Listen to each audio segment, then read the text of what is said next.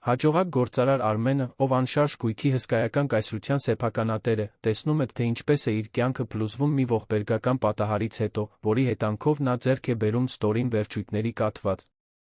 Իր հարսանիքի օրը, Երանի հանդիսությունների սրահներից մեկում, նրա հարսնացուն, Անուշը, լքում է նրան հենց խորանի մոտ, թողնելով նրան հուսահատության մեջ 300 հյուրերի առջ։ Սակայն մի փոքրիկ աղջնակի Մանեի անսպասելի ժեստը կփոխի նրա կյանքի հունը, առաջնորդելով նրան դեպի արմատական վերափոխում։ Եթե այս պատմությունը ձեզ հետաքրքրեց, չմոռանաք բաժանորդագրվել մեր ալիքին գրել մեկնաբանություններում, թե որ քաղաքից եք մեզ դիտում, իսկ մենք շարունակում ենք։ Խոստանում եմ, որ սա կլինի լավագույն պատմությունը, որը դուք երբեք կլսեք ձեր կյանքում։ Երան քաղաքն արթնանում էր մոխրագույն երկնքի տակ այդ շաբաթ առավոտյան։ Մաշտոցի պողոտայում արդեն սկսում էին խցանումներ առաջանալ, բայց Հայկ Աբրահամյանի համար դա ոչ մի նշանակություն չուներ։ Նա բառի բուն իմաստով աշխարհի գագաթին էր։ Նրա անձնական ուղղաթիռը թռչում էր մայրաքաղաքի վրայով, մինչ նա վերանայում էր միլիոնավոր դոլարների արժողությամբ պայմանագրի վերջին մանրամասները, որը կամրապնդեր նրա դիրքը որպես երկրի անշարժ գույքի ոլորտի խոշորագույն գործարարներից մեկի։ 36 տարեկանում Հայկը մի կայսրության տեր էր, որը ներառում էր տասնյակ շքեղ համալիրներ ամբողջ Հայաստանում։ Նրա ընկերությունը, Աբրահամյան Construction-ը, բացառիկության հաջողության հոմանիշն էր։ Այդ պահին, դիտելով իր տակ անվերջ տարածվող քաղաքային լանդշաֆտը, Հայկն իրեն թույլ էր տալիս էլ ավելի մեծ երազանքներ փայփայել։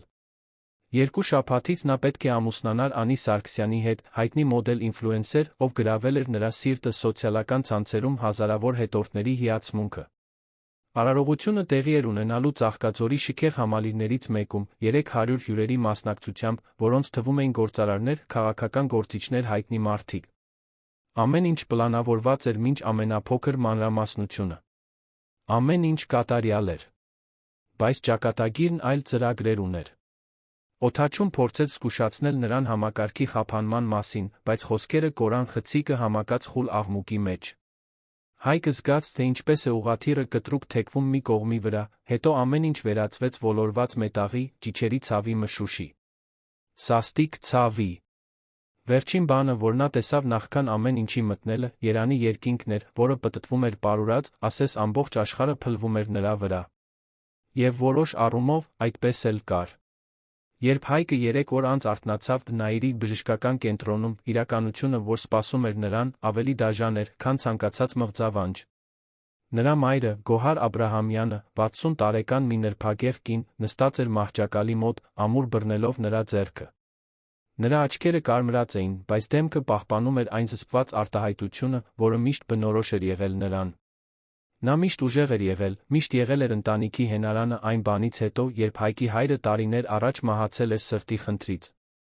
Բժիշկը սենյակ մտավ այնպիսի պրոֆեսիոնալ տեսքով, որը փորձում էր թաքցնել կարեկցանքը։ Հայկն անմիջապես հասկացավ, որ լուրերը լավը չեն լինելու։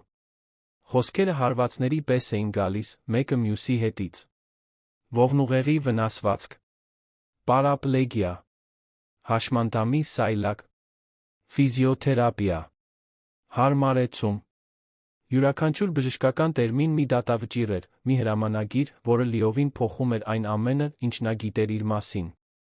Անին նրան հիվանդանոցում այցելեց ընդամենը 2 անգամ։ Առաջին անգամ նա լաց եղավ, ասաց, որ շոկի մեջ է, որ ժամանակ է պետք այս ամենը մարսելու համար։ Երկրորդ այցի ժամանակ, 1 շաբաթ անց, նա փոխվել էր։ Ավելի օտարացած էր։ Ավելի սառը։ Հայկը նրա աչքերում տեսավ մի բան, որը ներսից կործանեց իրեն, մի բան, որն ավելի վատ էր, քան բուն կաթվածը խղճահարություն։ Նա այլս չէր նայում նրան որպես հաջողակ ինքնավստահ տղամարդու, ով գրավել էր իրեն։ Նա նայում էր նրան որպես զոհի, որպես կոտրված թերի մեկի։ Բայց Անին այդ օրը ոչինչ չասաց։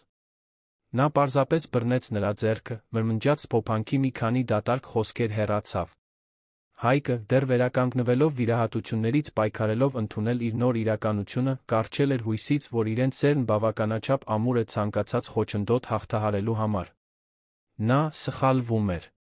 Հաջորդ ամիսները ֆիզիոթերապիայի, բժիշկների, հարմարեցումների խղճահարության հայացքների տանջանք էին։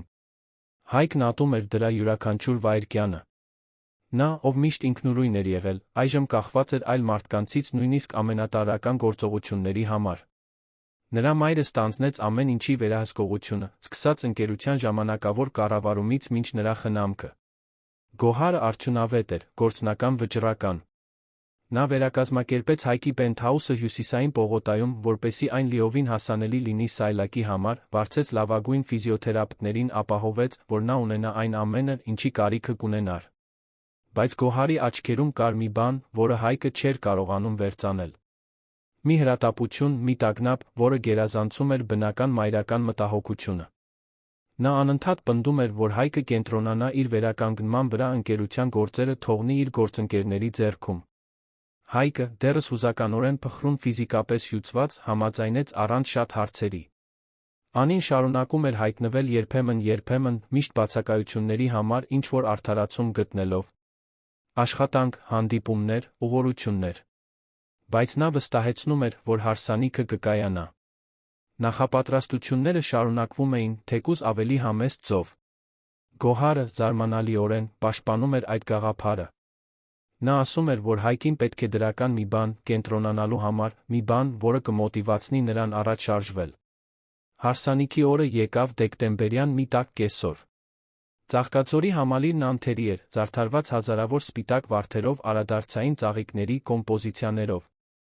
300 հյուրերը ժամանեցին ճիշտ ժամանակին, հագնված իրենց ամենաէլեգանտ զգեստները, հետաքրքրված տեսնելու, թե ինչպիսին կլինի արարողությունը այս ամենից հետո։ Հայկը խորանի մոտ էր, իր սայլակի վրա, կրելով հատուկ իր համար կարված կոստյումը, որը մայրն էր պատվիրել այդ առիթով։ Նա քաշ էր կորցրել վերականգնման ընթացքում, բայց դեռ պահպանում էր այդ ինքնավստահ կեցվածքը, նույնիսկ նստած վիճակում։ Լարային քառյակը սկսեց նվագել։ Հարսանեկան քայլերքը հնչեց դահլիճում, բոլոր հայացքները ուղղվեցին դեպի մուտքը, սպասելով հարսին։ Բայց Անին չհայտնվեց։ Երաժիշտները ավարտեցին ստեղծագործությունը, անհարմար լռության մի պահից հետո նորից սկսեցին։ Եվ նորից։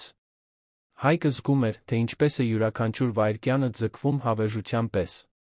Նա նայում էր դահլիճի մուտքին, սիրտը գնալով ավելի արագ էր բաբախում, ձեռքերը քրտնում էին։ Գոհարը նրա կողքին էր, հանգստացնող խոսքեր մրմնջալով։ Հիմա կհասնի, որդիս։ Երանի խցանումները սարսափելի են, գիտես։ Նա սա բաց չէր թողնի։ Հանգստացիր։ Բայց բոլորն էլ գիտեին, որ ինչ-որ բան այն չէ։ Հյուրերը սկսեցին շշնջալ միմյանց հետ, ստուգել իրենց հեռախոսները, փոխանակել անհանգիստ հայացքներ։ Հայկի մտերիմ ընկերներից ոմանք փորձում էին զանգել Անիին, բայց ոչ ոք չէր կարողանում կապ հաստատել։ Լարային քառյակը շարունակում էր նվագել նույն մեղեդին, կրկնվող, ասես երաժշտական մի տանջանք, որը յուրաքանչյուր նոտայի հետ մեծացնում էր լարվածությունը։ Անցավ 30 րոպե։ Հետո 40։ Հետո 1 ժամ։ Դահլիճում տիրում էր խուլ լռություն, որն ընդհատվում էր միայն երաժշտությամբ, հյուրերի գնալով ավելի բարձրացող շշուկներով։ Հայկը զգում էր 300 զույգ աչքերի ծանրությունը իր վրա, որոնք դատում էին խղճում, ականատես լինում իր հրապարակային նվաստացմանը։ Նա ուզում էր անհետանալ, ուզում էր, որ գետինը պատռվեր կուլ տար իրեն։ Բայց նա նույնիսկ չէր կարող փախչել այնտեղից։ Նա գամված էր, բառի բուն իմաստով գամված այդ սայլակին, տանջանքի այդ պահին։ Հենց այդ ժամանակ դահլիճի կողային դուռը բացվեց։ Մի կարճ վայրկյան Հայկի սիրտը թռավ հույսից։ Բայց դա Անին չէր։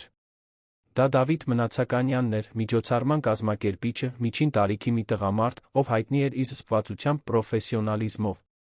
Նա դանդաղ քայլում էր դեպի խորանը, դեմքը գունատ էր, ձեռքում բռնած ուներ մի սպիտակ ծրար։ Լարային քառյակը դադարեց նվագել։ Հաջորդած լռությունը բացարձակ էր։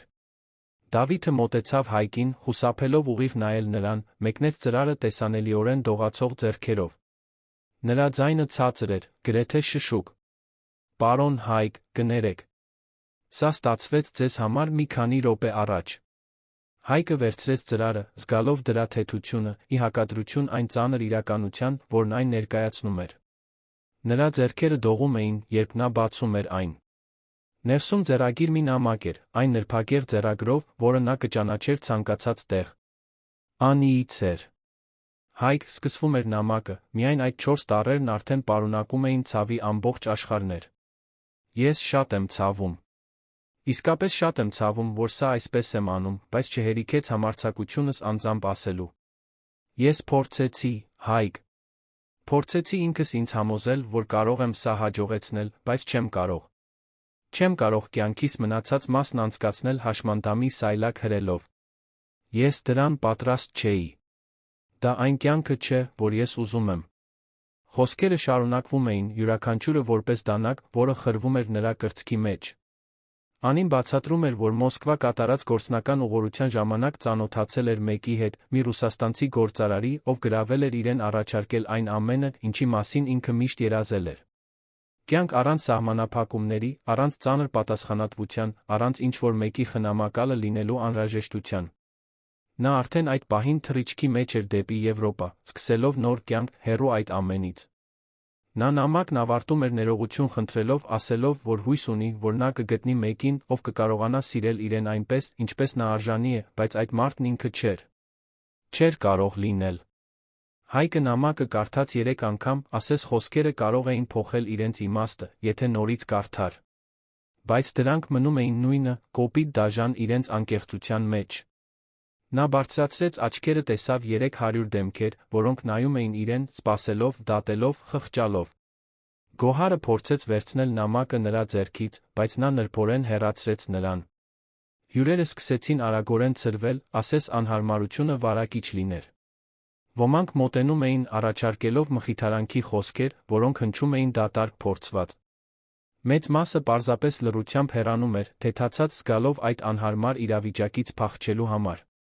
20 րոպեից էլ քիչ ժամանակում դահլիճը գրեթե դատարկվեց։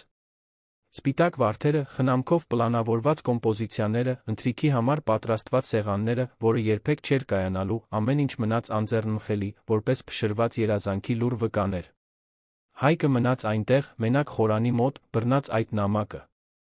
Մայրը փորձում էր մխիթարել նրան, բայց նա հազիվ էր լսում նրա խոսքերը։ Նա լիովին թմրած էր, ասես ամբողջ ցավը գերազանցել էր զգալու իր ունակությունը, թողել էր իրեն մի տարօրինակ ու սարսափելի դատարկության մեջ։ Հենց այդ պահին նա լսեց մոտեցող փոքրիկ քայլերի ձայնը։ Հայկը բարձրացրեց աչքերը, տեսավ մի փոքրիկ աղջկա, ոչ ավել, քան 3 կամ 4 տարեկան, որը քայլում էր դեպի իրեն երեխաներին բնորոշ հետաքրքրասիրությամբ։ Նա ուներ մուգ մազեր, կապված 2 անհավասար հյուսերով, հագել էր պարզ ծաղկավոր բամբակյա զգեստ։ Իր փոքրիկ ձեռքերում նա բռնել էր մի ջմրթված թուղթ։ Աղջիկը կանգնեց նրա դիմաց, թեքելով գլուխը մի կողմի վրա, ասես ուսումնասիրում էր մի հետաքրքիր հանելուկ։ Հետո, առանց որե անհարմարության, նա մեկնեց թուղթը նրան։ Դա մանկական նկար էր, արված գունավոր մատիտներով։ Հայկը ճանաչեց հաշմանդամի սայլակի վրա նստած տղամարդու կերպարը, շրջապատված գունավոր ծաղիկներով վերի անկյունում գտնվող հսկայական արով։ Նկարի տղամարդը ժպտում էր։ Դու տխուր ես քո խնջույքին, ասաց աղջիկը այն կոպիտ անկեղծությամբ, որին ընդունակ են միայն երեխաները։ Նայիր, ես քեզ երջանիկ եմ նկարել։ Եվ նա մատնացույց արեց նկարը, հպարտ իր աշխատանքով։ Հայկը զգաց, թե ինչպես է ինչ-որ բան կոտրվում իր ներսում, բայց այլ կերպ։ Ամիսների ընթացքում առաջին անգամ անկեղծ արցունքներ սկսեցին հոսել նրա դեմքով։ Դրանք ինքնախղճահարության կամ բարկության արցունքներ չէին, այլ մի հույզի, որը նա չէր կարողանում անվանել։ Այդ երեխայի անմեղության մեջ կար մի բան, այդ պարզ անշահախնդիր ժեստը դիպավ նրա մի մասնիկին, որը նա կարծում էր, թե մեռած է։ Հանկարծ մի երիտասարդ կին հայտնվեց վազելով, ակնհայտորեն փնտրելով աղջկան։ Նա պետք է որ լիներ 28 տարեկան, երկար, ալիքավոր մազերով, որոնք շտապով հավաքված էին։ Նա հագել էր միջոցառման սպասարկող անձնակազմի զուսպ համազգեստը, պարզ, բայց խնամված սպիտակ հավաքածու։ Նրա դեմքին անհանգստություն կար, երբ տեսավ դստերը այնտեղ կանգնած, զրուցելիս լքված փեսացուի հետ։ Ման է, ասաց կինը հաստատուն, բայց քնքուշ ձայնով, բռնելով աղջկա ձեռքը։ Քանի անգամ եմ քեզ ասել, որ այդպես չվազես։ Կներեք, պարոն, ասաց նա Հայկին, ձայնը լի անկեղծ մտահոգությամբ։ Նա շատ հետաքրքրասեր է, չէր ուզում անհանգստացնել։ Հայկը նայեց կնոջը, նրա աչքերում նկատեց մի բան, որը դժբախտ պատահարից հետո ոչ մեկի մոտ չէր տեսել։ Դա խղճահարություն չէր։ Դա անհարմարություն չէր։ Դա պարզապես մարդկային անմիջական վերաբերմունք էր։ Նա չէր նայում նրան որպես կոտրված կամ կարեկցանքի արժանի մեկի։ Նա պարզապես տեսնում էր նրան որպես մարդու։ Նա չի անհանգստացնում, կարողացավ ասել Հայկը, ձայնը խռպոտ հուզմունքից։ Նա ինձ նվեր տվեց։ Կինը նայեց Հայկի ձեռքի նկարին, իսկ հետո դստերը, ով հպարտ ժպտում էր։ Մանեն միշտ նկարում է, երբ ձանձրանում է, բացատրեց նա կիսաժպիտով։ Հուսով եմ, շատ անտեղի չէր։ Նախքան Հայկը կկարողանար պատասխանել, Մանեն բաց թողեց մոր ձեռքը նորից վազեց դեպի նրան։ Ինչու բոլորը գնացին քո խնջույքից, հարցրեց նա, իր մեծ աչքերը լի անկեղծ շփոթմունքով։ Խնջույքները պետք է ուրախ լինեն։ Մենք կարող ենք պարել։ Հայկը նայեց աղջկան, իսկ հետո նրա մորը։ Նա չգիտեր ինչ ասել։ Ինչպես բացատրել 3 տարեկան երեխային լքվածության մասին, այն մասին, թե որքան դաժան ու անարդար կարող է լինել աշխարհը։ Մանեի մայրն էր, որ խոսեց, ծնկի իջնելով դստեր կողքին։ Երբեմն խնջույքները այնպես չեն ստացվում, ինչպես մենք ենք պլանավորում, սիրելիս։ Բայց գիտես, ես քեզ ինչ եմ միշտ ասում։ Պարելը կապ չունի ոտքերի հետ, այն կապ ունի սրտի հետ։ Նա նայեց Հայկին, երբ ասաց դա, Հայկը զգաց, ասես նա ուղիղ իր հետ էր խոսում, ոչ թե դստեր։ Այդ խոսքերի մեջ, այդ խորը պարզության մեջ կար մի բան, որը արձագանքեց նրա ներսում։ Մանեն ժամանակ չկորցրեց։ Նա բռնեց Հայկի ձեռքը, այնքան փոքրիկ, որ հազիվ էր կարողանում փաթաթվել նրա երկու մատներին, փորձեց քաշել նրան։ Դե արի, պարենք։ Մայրիկս միշտ պարում է հետս, երբ ես տխուր եմ լինում։ Աղջկա մայրը տեսանելիորեն անհարմար զգաց։ Մանե, դա պատշաճ չէ։ Պարոնին ժամանակ է պետք, սկսեց ասել նա, բայց Հայկը ընդհատեց նրան։ Ամեն ինչ կարգին է, ասաց նա, զարմացնելով ինքն իրեն։ Կարծում եմ, հիմա մի պարը լավ կլիներ։ Կինը տատանվեց, նայելով գրեթե դատարկ դահլիճին։ Գոհարը դուրս էր եկել կազմակերպչի հետ ինչ-որ հարց լուծելու, այնպես որ այնտեղ միայն նրանք երեքն էին, շրջապատված այն բոլոր զարդարանքներով, որոնք պետք է տոնեին մի սեր, որը երբեք իրականում գոյություն չէր ունեցել։ Դանդաղորեն կինը մոտեցավ կանգնեց Հայկի սայլակի հետում։ Կներեք, եթե սա շատ համարձակ է իմ կողմից, ասաց նա ցածր ձայնով։ Մանեն, երբ մի բան դնում է գլխում, չի հանգստանում, մինչ չհասնի իր ուզածին։ Հայկը պարզապես գլխով արեց, անկարող խոսել։ Նա զգաց, երբ նա սկսեց նրբորեն շարժել իր սայլակը, հետելով մի երաժշտության ռիթմին, որը միայն իրենք երեքն էին լսում։ Մանեն ցատկոտում պտտվում էր նրանց շուրջը, ծիծաղելով անփույթ պիրուետներ անելով։ Եվ այնտեղ, այդ անհեթեթ անհավանական պահին, ինչ-որ բան փոխվեց Հայկի ներսում։ Դժբախտ պատահարից հետո առաջին անգամ նա իրեն չզգաց որպես զոհ, որպես կոտրված կամ թերի մեկի։ Նա իրեն զգաց որպես մարդ արարած, ով կիսում էր անկեղծ մի պահ այլ մարդկանց հետ։ Առանց դատողությունների, առանց խղճահարության, առանց սպասելիքների։ Երբ ինքնաբուխ պարը ավարտվեց, Մանեն շնչահեղձ էր լինում, բայց շողշողուն ժպտում էր։ Տեսա՞ր, դու էլ տխուր չես, հայտարարեց նա հաղթական։ Աղջկա մայրը ամաչկոտ ժպտաց, ուղղելով թափված մազերը, որոնք դուրս էին պրծել հավաքված մազափնջից։ Շատ եմ ցավում այս ամենի համար, նորից ասաց նա Հայկին։ Մենք արդեն գնում ենք, պետք է վերադառնամ աշխատանքի։ Արի, Մանե։ Սպասեք, ասաց Հայկը ինքնաբուխ։ Ինչպես է ձեր անունը։ Կինը մի պահ տատանվեց։ Տատ, պատասխանեց նա։ Տատ Վարդանյան։ Շնորհակալություն, տատ, ասաց Հայկը, նա իսկապես խորապես զգում էր այդ երախտագիտությունը։ Դուք ձեր դուստրը այս օրը դարձրեցիք ավելի քիչ սարսափելի, քան կարող էր լինել։ Տատը պարզապես գլխով արեց, բռնեց Մանեի ձեռքը, սկսեց հեռանալ։ Բայց նախքան դահլիճից լիովին դուրս գալը, նա վերջին անգամ շրջվեց։ Դուք լավ կլինեք, ասաց նա համոզմունքով։ Ես չգիտեմ, թե որտեղից գիտեմ դա, բայց գիտեմ։ Դուք լավ կլինեք։ Եվ հետո նա գնաց, տանելով Մանեին իր հետ, թողնելով Հայկին նորից միայնակ դատարկ դահլիճում։ Բայց այս անգամ միայնությունը այլ էր թվում։ Ավելի քիչ ճնշող։ Ավելի քիչ վերջնական։ Նա նայեց նկարին, որը դեռ բռնել էր ձեռքերում, հաշմանդամի սայլակի վրա ժպտացող տղամարդու այդ պարզ կերպարին, շրջապատված ծաղիկներով արով։ Ամիսների ընթացքում առաջին անգամ Հայկը զգաց մի բան, որը հուսահատություն կամ բարկություն չէր։ Դա մի փոքրիկ կայծ էր մի բանի, որը կարող էր ի վերջո վերածվել հույսի։ Գոհարը վերադարձավ մի քանի րոպե անց, գտնելով որդուն դեռ խորանի մոտ, հայացքը սեռած մի ճմրթված թղթի կտորի։ Նա չհարցրեց, թե դա ինչ է։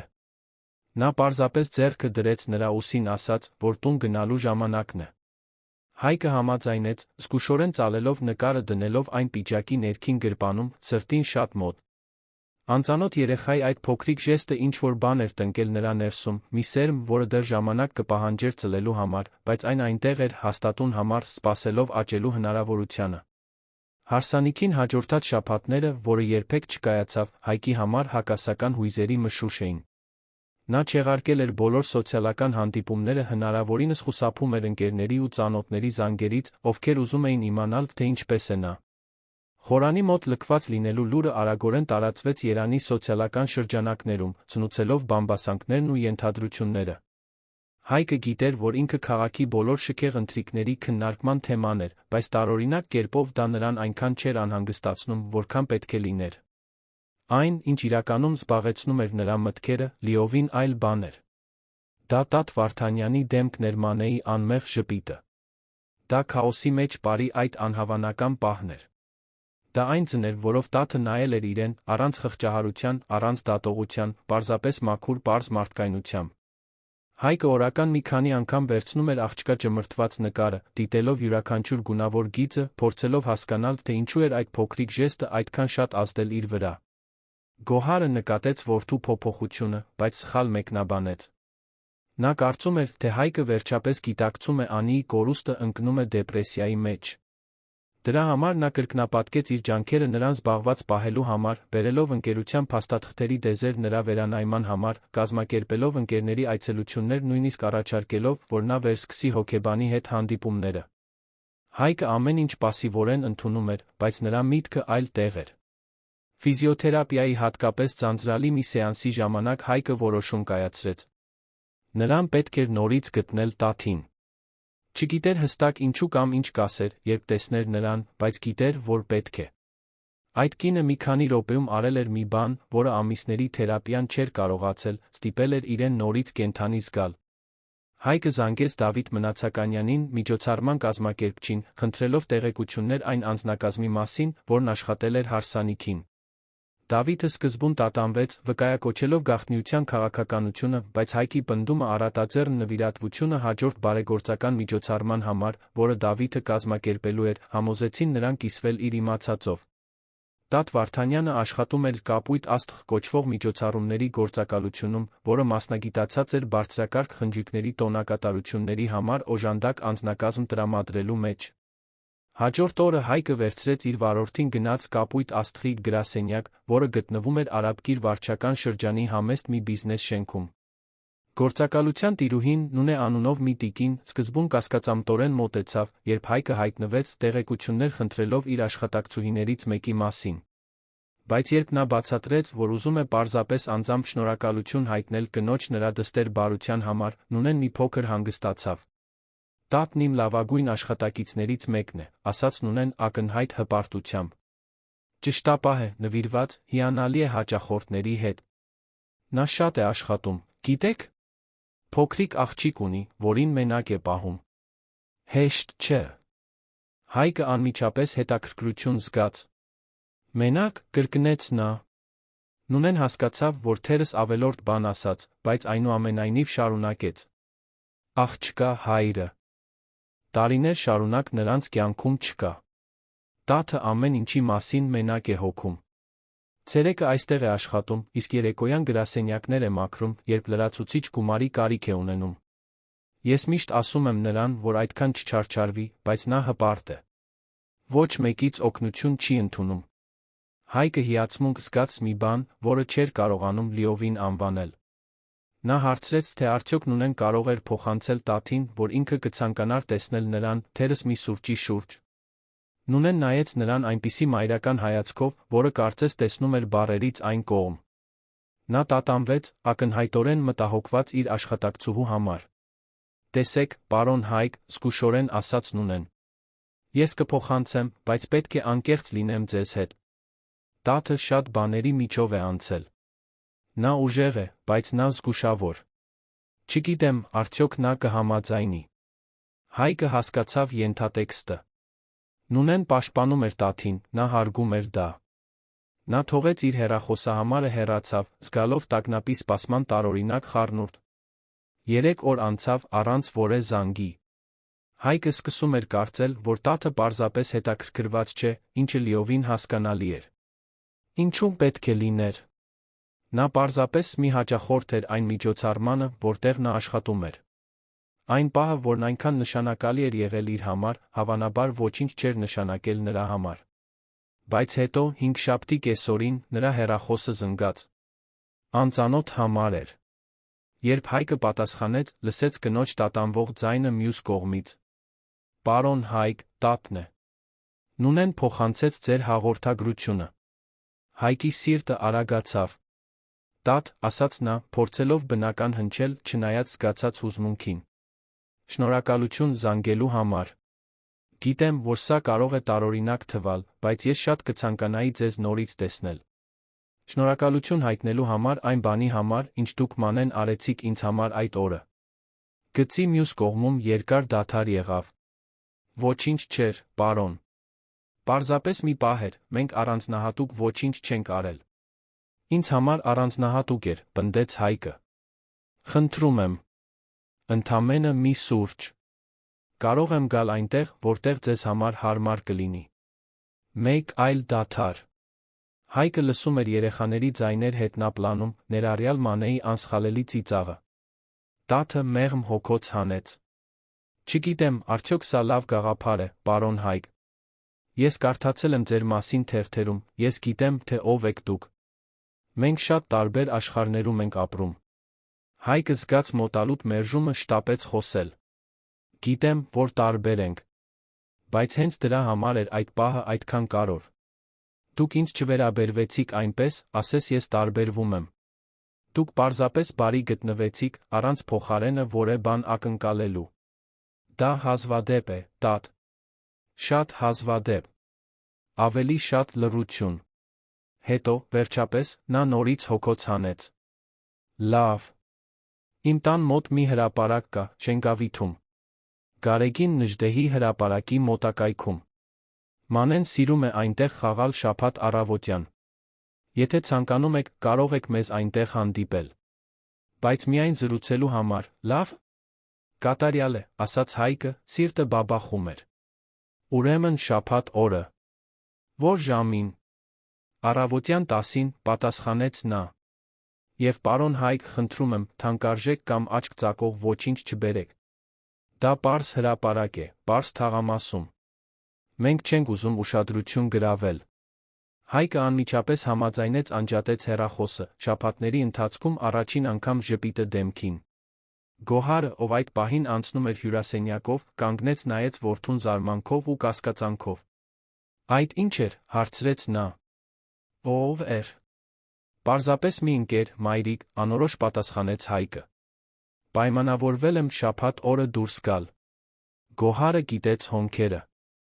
Դուրս գալ, կրկնեց նա։ Հայկ, դու հազիվ ես տանից դուրս գալիս։ Դա լավ է, բայց ով է այդ ընկերը։ Ինչ որ մեկը, ում ես ճանաչում եմ։ Ոչ ոք, ում դու ճանաչում ես, ասաց Հայկը, սայլակը շրջելով դեպի ննջասենյակ։ Պարզապես մեկը, ում հետ վերջերս եմ ծանոթացել։ Գոհարը մնաց այնտեղ կանգնած, հետելով հեռացող որդուն այն հաշվարկող արտահայտությամբ, որը միշտ ինչ-որ բան էր կանխագուշակում։ Նա չէր սիրում անակնկալներ, ակնհայտորեն այդ զանգը հենց այդպիսին էր։ Շաբաթ օրը բացվեց արոտ ու տաք, բնորոշ երանյան ամռանը։ Հայկը խնդրեց վարորդին տանել իրեն Շենգավիթ, մի թաղամաս քաղաքի հարավային մասում, որը շատ հեռու էր այն շքեղ հասցեներից, որտեղ նա սովորաբար լինում էր։ Երբ նրանք հասան հրապարակի մոտակայքում գտնվող այգին, Հայկը խնդրեց վարորդին սպասել զուսպ հեռավորության վրա։ Նա չէր ուզում, որ տաթը իրեն կաշկանդված զգար։ Այգին պարզ էր, բայց խնամված։ Կային ժամանակից մաշված մի քանի մանկական խաղեր, բետոնե նստարաններ սաղարթախիտ ծառերի տակ մի ֆուտբոլի դաշտ, որտեղ մի քանի երեխաներ գնդակ էին խաղում։ Հայկը տեսավ տաթին նստարաններից մեկին նստած, ջինսով պարզ բամբակյա բլուզով, հետելով Մանեին, ով խաղում էր սահնակի վրա։ Երբ նա նկատեց Հայկի մոտենալը, վեր կացավ, տեսանելիորեն նյարդայնացած։ Բարի լույս, ասաց Հայկը, մոտենալով։ Բարի լույս, պարոն Հայկ, պաշտոնապես պատասխանեց նա։ Խնդրում եմ, պարզապես Հայկ, խնդրեց նա։ Պարոն Հայկը ինձ ծեր է զգացնում։ Տաթը մի փոքր ժպտաց նորից նստեց։ Հայկը տեղավորեց իր սայլակը նստարանի կողքին, շնորհակալ լինելով թեքահարթակի համար, որը քաղաքապետարանը տեղադրել էր այգում։ Մանեն, տեսնելով Հայկին, թողեց սահնակը վազեց դեպի նրան, աչքերը փայլում էին ճանաչումից։ Դու այն խնջույքի մարդն ես, բացականչեց նա հուզված։ Քեզ դուր եկավ իմ նկարը։ Հայկը անկեղծ ժպտաց։ Շատ դուր եկավ, Մանե։ Այն պահված է իմ տան մի շատ հատուկ տեղում։ Աղջիկը ուրախությունից ծափ տվեց, հետո, առանց զականությունների, բարձրացավ Հայկի գիրկը, ասես հին ընկերներ լինեին։ Տաթը շտապեց իջեցնել նրան։ Մանե, չի կարելի այդպես անել։ Հիմա իջիր այնտեղից։ Բայց Հայկը գլխով արեց։ Ամեն ինչ կարգին է, Տաթ։ Ես դեմ չեմ։ Իրականում դա լավ է։ Մանեն հարմարավետ նստած մնաց նրա գրկում, շարժելով ոտքերը շաղակրատելով իր սիրելի խաղալիքների, այն մուլտֆիլմի մասին, որը նա դիտել էր այդ առավոտյան, այն մասին, թե ինչպես էր մայրիկի հետ նախաճաշին նրբաբլիթներ պատրաստել։ Հայկը լսում էր ամեն ինչ անկեղծ ուշադրությամբ, հարցեր տալով ծիծաղելով նրա անիմաստ պատմությունների վրա։ Տաթը հետում էր այդ շփմանը մի արտահայտությամբ, որը խառնում էր քնքշանքն ու զգուշավորությունը։ Մի քանի րոպե անց Մանեն հոգնեց զրուցելուց ցատկեց Հայկի գրկից, վերադառնալու խաղալիքներին։ Հայկն ու Տաթը մնացին մենակ մի լռության մեջ, որը անհարմար չէր, այլ պարզապես լի էր չասված բաներով։ Շնորհակալություն գալու համար, վերջապես ասաց Հայկը։ Գիտեմ, որ պետք է տարօրինակ թվացած լինի, մի անծանոթ զանգում խնդրում է քեզ տեսնել։ Տաթը նայեց իր ձեռքերին։ Գրեթե չէի գալու, խոստովանեց նա։ Կարծում էի, որ թերս ավելի լավ կլիներ ամեն ինչ թողնել այնպես, ինչպես կար։ Բայց Նունեն ասաց, որ դու անկեղծ էիր թվում։ Եվ Մանեն շատ ոգորվեց, երբ ասացի, որ տեսնելու ենք խնջույքի մարդուն։ Հայկը ժպտաց։ Նա հատուկ է, քո դուստրը։ Շատ խելացի քնքուշ։ Նա ինձ համար ամեն ինչ է, ասաց Տաթը մեղմ, բայց հաստատուն ձայնով։ Այն ամենը, ինչ ես անում եմ, նրա համար է։ Նունեն ինձ պատմեց, որ դու նրան մենակ ես մեծացնում, զգուշորեն ասաց Հայկը։ Պետք է որ դժվար լինի։ Տաթը մի պահ լարվեց, բայց հետո հանգստացավ։ Դժվար է, խոստովանեց նա։ Բայց նա օրհնություն է։ Մանեն ինձ փրկել է շատ բաներից։ Ինձ նպատակ տվեց, երբ դրա կարիքն ամենաշատն ունեի։ Նա չմանրամասնեց, Հայկը չճնշեց։ Նրանք նորից լռեցին, հետելով, թե ինչպես է Մանեն խաղում այգու մյուս երեխաների հետ։ Այս անգամ առաջինը Տաթը խոսեց։ Ինչու էիր իրականում ուզում ինձ տեսնել, Հայկ, հարցրեց նա ուղղակիորեն։ Դա միայն շնորհակալություն հայտնելու համար չէր, չէ՞։ Հայկը խորը մտածեց իր պատասխանի մասին։ Հստակ չգիտեմ, ասաց նա անկեղծորեն։ Բայց այդ օրը, երբ ամեն ինչ փլվում էր, դու Մանեն ինձ ցույց տվեցիք, որ աշխարհում դեռ կա անկեղծ բարություն։ Որ ամեն ինչ կորած չէ։ Ինձ պետք էր ձեզ նորից տեսնել, ավելի լավ հասկանալ, թե ով է այն կինը, ում հաջողվեց ստիպել ինձ զգալ մի բան, որը բարկություն կամ ինքնախղճահարություն չէր։ Տաթը նայեց նրան իր այդ մութ ու թափանցող աչքերով։ Ես տեսա, թե ինչ տեղի ունեցավ այդ օրը, ասաց նա մեղմ։ Բոլորը տեսան։ Եվ ես գիտեմ, որ դու շատ բաների միջով ես անցնում։ Բայց Հայկ, ես չեմ կարող լինել քո փրկությունը։ Ես հազիվ եմ կարողանում իմ սեփական կյանքը հունի մեջ պահել։ Ես չեմ խնդրում քեզ փրկել ինձ, արագ ասաց Հայկը։ Ես պարզապես ուզում էի քեզ ավելի լավ ճանաչել։ Լինել քո ընկերը, եթե թույլ տաս։ Տաթը երկար ժամանակ ուսումնասիրեց նրա դեմքը, ասես փորձում էր որոշել, կարող է վստահել նրան։ Վերջապես նա հոգոց հանեց։ Ուրեմն, ընկերներ։ Բայց պետք է, որ դու մի քանի բան հասկանաս։ Ես փող չունեմ։ Ես սոցիալական կապեր չունեմ։ Ես ամեն օր տքնաջան աշխատում եմ միայն վարձը վճարելու սեղանին ուտելիք դնելու համար։ Եթե դու փնտրում ես մեկին քեզ զբաղեցնելու կամ քո մասին ավելի լավ զգալու համար, ես ճիշտ մարդը չեմ։ Հայկը զգաց այդ խոսքերի ուժը, դրանց հետում թաքնված կատաղի արժանապատվությունը։ Հասկանում եմ, ասաց նա։ Եվ հարգում եմ դա։ Շատ։ Նրանք զրուցեցին մեկ ժամ, պատմելով իրենց այնքան տարբեր կյանքերի մասին։ Տաթը պատմեց Երանում մեծանալու մասին, լինելով դերձակի ավտոբուսի վարորդի դուստր, ովքեր ամեն ինչ անում էին նրան պատշաճ կրթություն տալու համար։ Նա կառավարում էր սովորել մասնավոր բուհում, լրիվ կրթաթոշակով, երազելով աշխատել խոշոր ընկերություններում։ Բայց կյանքն այլ ծրագրեր ուներ։ Նա հղիացել էր 24 տարեկանում մի հարաբերության մեջ, որը կարծում էր, թե ամուր է։ Մանեի հայրը բացատրեց տաթը չեզոք ձայնով, լավ մարդ էր թվում։ Մենք 2 տարի ընկերություն արեցինք։ Նա ասում էր, որ սիրում է ինձ, որ ուզում է ընտանիք կազմել ինձ հետ։ Բայց երբ ես հղիացա, ամեն ինչ փոխվեց։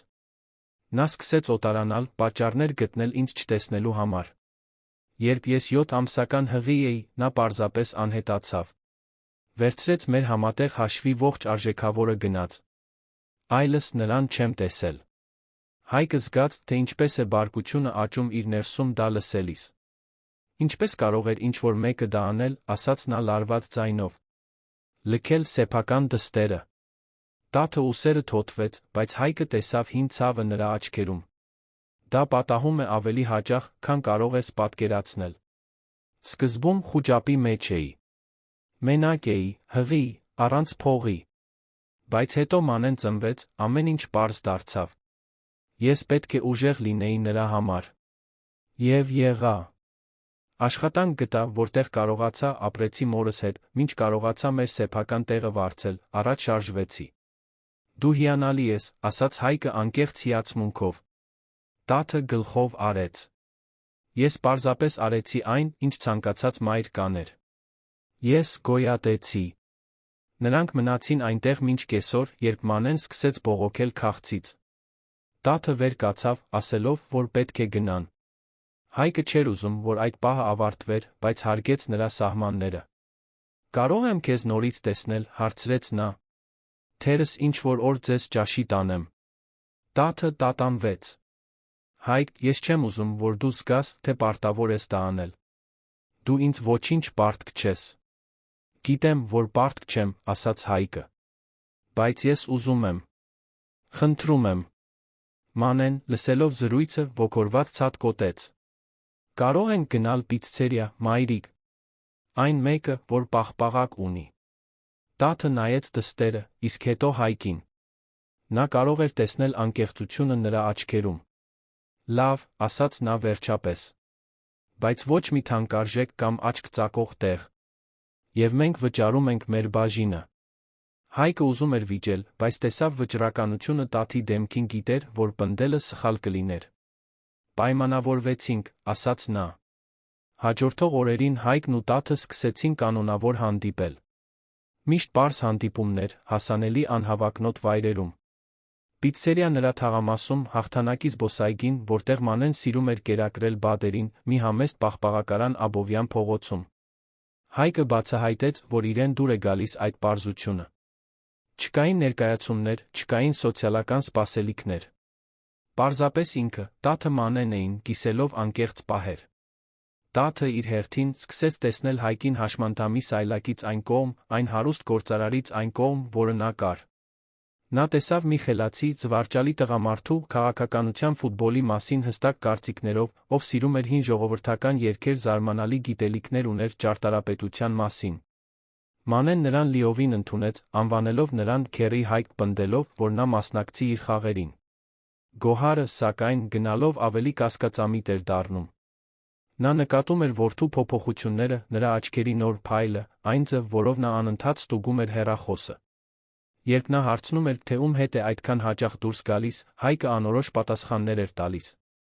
Դա միայն սրում էր նրա հետաքրքրասիրությունն ու մտահոգությունը։ Հենց Արսենը, Հայկի վարորդը, ի վերջո պատմեց ճշմարտությունը Գոհարին։ Ոչ թե չարությունից, այլ որովհետև նա ուղղակիորեն ճնշեց նրան, օգտագործելով իր հեղինակավոր տոնը, որին քչերն էին կարողանում դիմադրել։ Արսենը պատմեց շենքավիթ կատարած ուղղորությունների մասին, փոքրիկ աղջկա հետ երիտասարդ կնոջ մասին, պարզ վայրերում հանդիպումների մասին։ Գոհարը կատաղած էր, բայց լավ թաքցրեց դա։ Նա իշխանության խաղերում փորձառու կին էր, գիտեր, որ ուղղակի մոտեցումը միայն կվաներ Հայկին։ Փոխարենը նա սկսեց գաղտնի հետաքննություն։ Նա վարձեց մի մասնավոր խուզարկուի Տատ Վարդանյանի մասին ամեն ինչ պարզելու համար։ Ով էր նա, որտեղից էր գալիս, որն էր նրա ֆինանսական վիճակը։ Գոհարին պետք էր իմանալ, թե ում հետ է իր որդին կապ հաստատել։ Զեկույցը եկավ մեկ շաբաթ անց։ Տատ Վարդանյան, 28 տարեկան, միայնակ մայր, միջոցառումների աշխատող հավաքարար։ Համեստ ֆինանսական պատմություն, առանց նշանակալի պարտքերի, բայց նա առանց խնայողությունների։ Նրա դստեր հայրը, Լոն Հարությունյանը, անհետացել էր, երբ նա հղի էր, դատարկելով նրանց համատեղ բանկային հաշիվը։ Տաթի անցյալում ոչ մի հանցավոր կամ սկանդալային բան չկար։ Նա հենց այն էր, ինչ թվում էր սովորական մի կին, որը տքնաջան աշխատում էր իր դստերը պահելու համար։ Դա չհանգստացրեց Գոհարին։ Իրականում դա միայն վատթարացրեց նրա մտահոգությունները։ Նա Տաթին տեսնում էր որպես սպառնալիք, որպես մեկի, ով կարող էր օգտվել Հայկի խոցելիությունից։ Գոհարը սկսեց ծրագրել, մտածելով այդ կնոջը հեռացնելու ձերի մասին, նախքան նա շատ խորը արմատներ կգցեր իր որդու կյանքում։ Մինչդեռ Հայկն ու Տաթը շարունակում էին մտերմանալ։ Անգլիական այգում զբոսանքի ժամանակ էր, մի խաղաղ կիրակի կեսօրին, երբ Հայկը հասկացավ, որ այն, ինչ զգում է Տաթի հանդեպ, շատ ավելին է, քան ընկերությունը։ Նրանք նստած էին նստարանին, մինչ Մանեն վազում էր աղավնիների հետից, բարձր ծիծաղելով։ Տաթը պատմում էր իր վերջին միջոցառման մի հատկապես դժվար հաճախորդի մասին, անելով զվարճալի ձայներ, որոնք նմանակում էին մարդկանց։ Հայկը բռնացրեց իրեն նրան նայելիս, այն ձին, թե ինչպես էին նրա աչքերը փայլում, երբ նա ծիծաղում էր նրա պարանոցի նուրբ գոռությանը, այն ուժին ու փխրունությանը, որոնք համակեցություն էին կազմում նրա մեջ։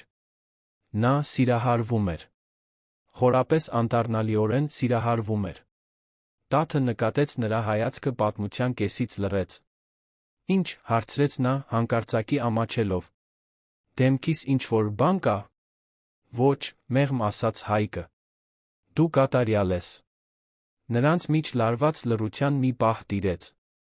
Տաթը իջեցրեց աչքերը, նրա այտերը մի փոքր շարագունեցին։ Հայկ սկսեց նա, բայց ընդհատվեց Մանեի կողմից, ով վազելով վերադարձավ նրանց մոտ, ամբողջովին ոգորված, որովհետև սիրամարգ էր տեսել։ Պահն անցավ, բայց ինչ-որ բան փոխվել էր։ Երկուսն էլ զգում էին, բայց ոչ մեկը պատրաստ չէր անվանել կամ առերեսվել դրան։ Հենց նույն երեկոյան Գոհարը վերջապես որոշեց գործել։ Նա հանդիպում նշանակեց Տաթի հետ, առանց Հայկի իմանալու։ Նունեն, միջոցառումների գործակալության տիրուհին, ակամա հեշտացրեց դա, երբ Գոհարը զանգեց, ասելով, որ պետք է անձնակազմ վարձել մի բարեգործական միջոցառման համար, հատուկ պահանջեց Տաթին։ Երբ Տաթը հասավ տրված հասցեով, նա հայտնաբերեց, որ դա միջոցառման վայր չէր, այլ Գոհար Աբրահամյանի պենթհաուսը։ Գոհարը անձամբ ընդունեց նրան, նրբագեղ ահազդու իր շքեղ հյուրասենյակում, որտեղից բացվում էր տեսարան դեպի քաղաքը։ Օրիորդ Վարդանյան, ասաց Գոհարը սառը, բայց քաղաքավարի ձայնով։ Շնորհակալություն գալու համար։ Խնդրում եմ, նստեք։ Մենք պետք է խոսենք իմ որդու մասին։ Տաթը զգաց, թե ինչպես է սարսուռն անցնում իր մարմնով, երբ մտավ Գոհար Աբրահամյանի պենթհաուսը։ Այնտեղ ամեն ինչ ճիչում էր հարստության իշխանության մասին, սկսած իտալական մարմարե հատակից մինչ պատերի արվեստի գործերը, որոնք հավանաբար ավելի թանկ արժեին, քան նա կվաստակեր իր ողջ կյանքում։ Հյուսիսային պողոտայի համայնապատկերը հատակից առաստաղ ձգվող պատուհաններից շունչ կտրող էր, բայց Տաթը չէր կարողանում վայելել այդ գեղեցկությունը։ Նա լարված էր, զգալով, որ թակարդն է ընկել։ Գոհարը նրան դիտում էր իր այդ հաշվարկող աչքերով, գնահատելով յուրաքանչյուր մանրուք։ Խնդրում եմ նստեք, կրկնեց նա, մատնացույց անելով սպիտակ կաշվե բազմոցը, որը հավանաբար ավելի թանկ էր, քան Տաթի մեքենան։ Տաթը մնաց կանգնած։ Ամենայն հարգանքով, տիկին Աբրահամյան, ասաց նա հաստատուն ձայնով, չնայած զգացած նյարդայնությանը, ես այստեղ եմ եկել, կարծելով, թե աշխատանքի համար է։ Եթե դուք ուզում եք խոսել Հայկի մասին, կարծում եմ ավելի լավ է լինել ուղղակի։ Գոհարը բարձրացրեց հոնքը, ակնհայտորեն զարմացած թերս նույնիսկ տպավորված Տաթի համարձակությունից։ Շատ բարի, ասաց նա իր սառցե տոնով։ Ուրեմն կլինեմ ուղղակի։ Դուք պետք է հեռանաք իմ որդուց։ Տաթը զգաց, ասես ապտակ ստացավ դեմքին։ Կներեք, ասաց նա, փորձելով ձայնը հանգիստ պահել։ Դուք ինձ հիանալի լսեցիք, պատասխանեց Գոհարը, քայլելով դեպի կողային սեղանը, որտեղ դրված էր բրենթային պայուսակը։ Նա բացեց այն, հանեց մի հաստ ծրար։ Ես ամեն ինչ գիտեմ ձեր մասին, Տատ Վարդանյան։ Գիտեմ, որ միայնակ մայր եք, որ մի քանի տեղ եք աշխատում պարզապես գոյատելու համար, որ վարձով եք ապրում Շենգավիթում։ Գիտեմ, որ ձեր դստեր հայրը լքել է ձեզ վերցրել ձեր փողերը։ Տատը զգաց, թե ինչպես է բարկությունը աճում իր ներսում, բայց ստիպեց իրեն հանգիստ մնալ։ Հետո։ Ինչ, ասաց նա ցածր ձայնով։ Հետո այն, շարունակեց Գոհարը, բացելով ծրարը ցույց տալով փողի կապոցները, որ դուք հնարավորություն եք տեսել մի խոցելի տղամարդու մեջ օգտվում եք դրանից։ Իմ որդին նոր է անցել իր կյանքի վատթարագույն փուլով։ Նա թուլացած է, հուզականորեն անկայուն։ Եվ դուք հայտնվում եք ձեր սիրունիկ աղջկա հետ, ձեզ բարի սամարացի ծածնելով, երբ իրականում պարզապես նրա փողերի վրա եք աչք դրել։ Խոսքերը թույնի պես էին, խնամքով ընտրված վիրավորելու համար։ Տատը զգաց, թե ինչպես են բարկության արցունքները այրում իր աչքերը, բայց թույլ չտվեց, որ դրանք հոսեն։ Դուք ինձ չեք ճանաչում, ասաց նա, ձայնը դողում էր զսպված հույզից։ Դուք ոչինչ չգիտեք իմ մասին, բացի նրանից, ինչ գրված է ինչ-որ զեկույցում, որի համար վճարել եք ինչ-որ մեկին։ Գոհարը սառը ժպտաց։ Ես գիտեմ բավականաչափ։ Եվ գիտեմ, որ ձեր նման մարդիկ միշտ գին ունեն։ Այնպես որ, ժամանակ չկորցնենք։ Նա ծրարը նետեց սուրճի սեղանին։ Այստեղ 25 միլիոն դրամ կա։ Ավելին, քան դուք կվաստակեիք մեկ տարում աշխատելով։ Վերցրեք այս փողը, անհետացեք իմ որդու կյանքից այլս երբեք կապ չհաստատեք նրա հետ։ Տատը նայեց ծրարին, ասես դա թունավոր օձ լիներ։ 25 միլիոն դրամ։ Դա ավելի շատ փող էր, քան նա երբեք միասին տեսել էր իր կյանքում։ Այդ փողով նա կարող էր վճարել իր բոլոր պարտքերը, ավելի լավ կյանք ապահովել Մանեի համար, թերս նույնիսկ մասնագիտական դասընթացների գնալ։ Բայց այդ փողի յուրաքանչյուր լուման ծածկված էր նվաստացմամբ արհամարհանքով։ Ոչ, պարզապես ասաց տատը։ Գոհարը թարթեց աչքերը, ակնհայտորեն չսպասելով այդ պատասխանին։ Ինչ նշանակում է ոչ։ Ես ասացի ոչ, կրկնեց տատը, ձայնը գնալով ավելի ամրանում էր։ Ես չեմ վերցնի ձեր փողը։ Եվ չեմ անհետանա Հայկի կյանքից, որովհետև դուք եք այդպես հրամայում։ Բանական եղեք, ասաց Գոհարը, համբերությունը ակնհայտորեն սպառվում էր։ 50 միլիոն ուրեմն։ Դա իմ վերջին առաջարկն է։ Տատը մի քայլ արեց դեպի Գոհարը, աչքերը փայլում էին վրդովմունքից։ Դուք կարող եք ինձ առաջարկել 1 միլիարդ դրամ, իմ պատասխանը լինելու է նույնը։ Ես այնպիսի մարդ չեմ, ինչպիսին դուք եք կարծում։ Ես Հայկի հետ չեմ փողի համար։ Իրականում ես մի քանի անգամ փորձել եմ հեռանալ նրանից հենց այն պատճառով, որ գիտեի, որ ձեր նման մարդիկ հենց այդպես էին մտածելու։ Գոհարը խաչեց ձեռքերը։ Ուրեմն ինչու ես նրա հետ։ Որովհետև նա լավ մարդ է, պատասխանեց տատը անկեղծությամբ։ Որովհետև նա քնքշությամբ է վերաբերվում իմ դստերը։ Որովհետև երբ նա նայում է ինձ, չի տեսնում ինչ-որ ստորադասի կամ մեկի, ում պետք է խղճալ։ Նա տեսնում է ինձ որպես մարդու։ Եվ դա ավելի արժեքավոր է, քան ցանկացած գումար, որ դուք կարող եք ինձ առաջարկել։ Սենյակում լարված լռություն տիրեց։ Գոհարը ուսումնասիրում էր տաթին մի արտահայտությամբ, որը խառնում էր զարմանքը մի բան, որը կարող էր լինել դժկամ հարգանք։ Դու ավելի խելացի ես, քան ես կարծում էի, վերջապես ասաց նա։ Բայց նա ավելի հիմար ես։ Դու կարծում ես, թե կարող ես ապագա ունենալ իմ որդու հետ։ Կարծում ես, թե քեզ կընդունեն մեր աշխարհում, մեր սոցիալական շրջանակում։ Նրանք քեզ կկործանեն, աղջիկ։ Քո թիկունքում կխոսեն քո մասին, կծիծաղեն քո հագուստի, քո խոսելաձի, ամեն ինչի վրա։ Եվ ի վերջո, Հայկը կհոգնի անհնարին սիրո այս սերիալից կվերադառնա իր մակարդակի մեկին։ Տատը զգաց յուրաքանչյուր բառը որպես դանակի հարված, հատկապես որ նրա մի մասը վախենում էր, որ Գոհարը գուցե ճիշտ էր։ Բայց նա թույլ չտվեց, որ դա երա։ Թերս դուք ճիշտ եք, ասաց նա։ Թերս այս ամենը երկար չտի։ Բայց դա իմ Հայկի որոշումն է, ոչ թե ձերը։ Եվ եթե մի օր նա որոշի, որ այլս չի ուզում ինձ իր կյանքում, ես կընդունեմ առաջ կշարժվեմ։ Բայց դա չի լինի այն պատճառով, որ դուք գնել եք իմ հեռանալը։ Գոհարը գկոցեց աչքերը։ Դու կփոշմանես դրա համար։ Թերս, պատասխանեց տատը։ Բայց գոնե կփոշմանեմ իմ սեփական ընտրությունների համար, ոչ թե ձեր։ Դրանով տատը շրջվեց դուրս եկավ պենթհաուսից, նրա ոտքերը դողում էին, բայց գլուխը բարձր էր։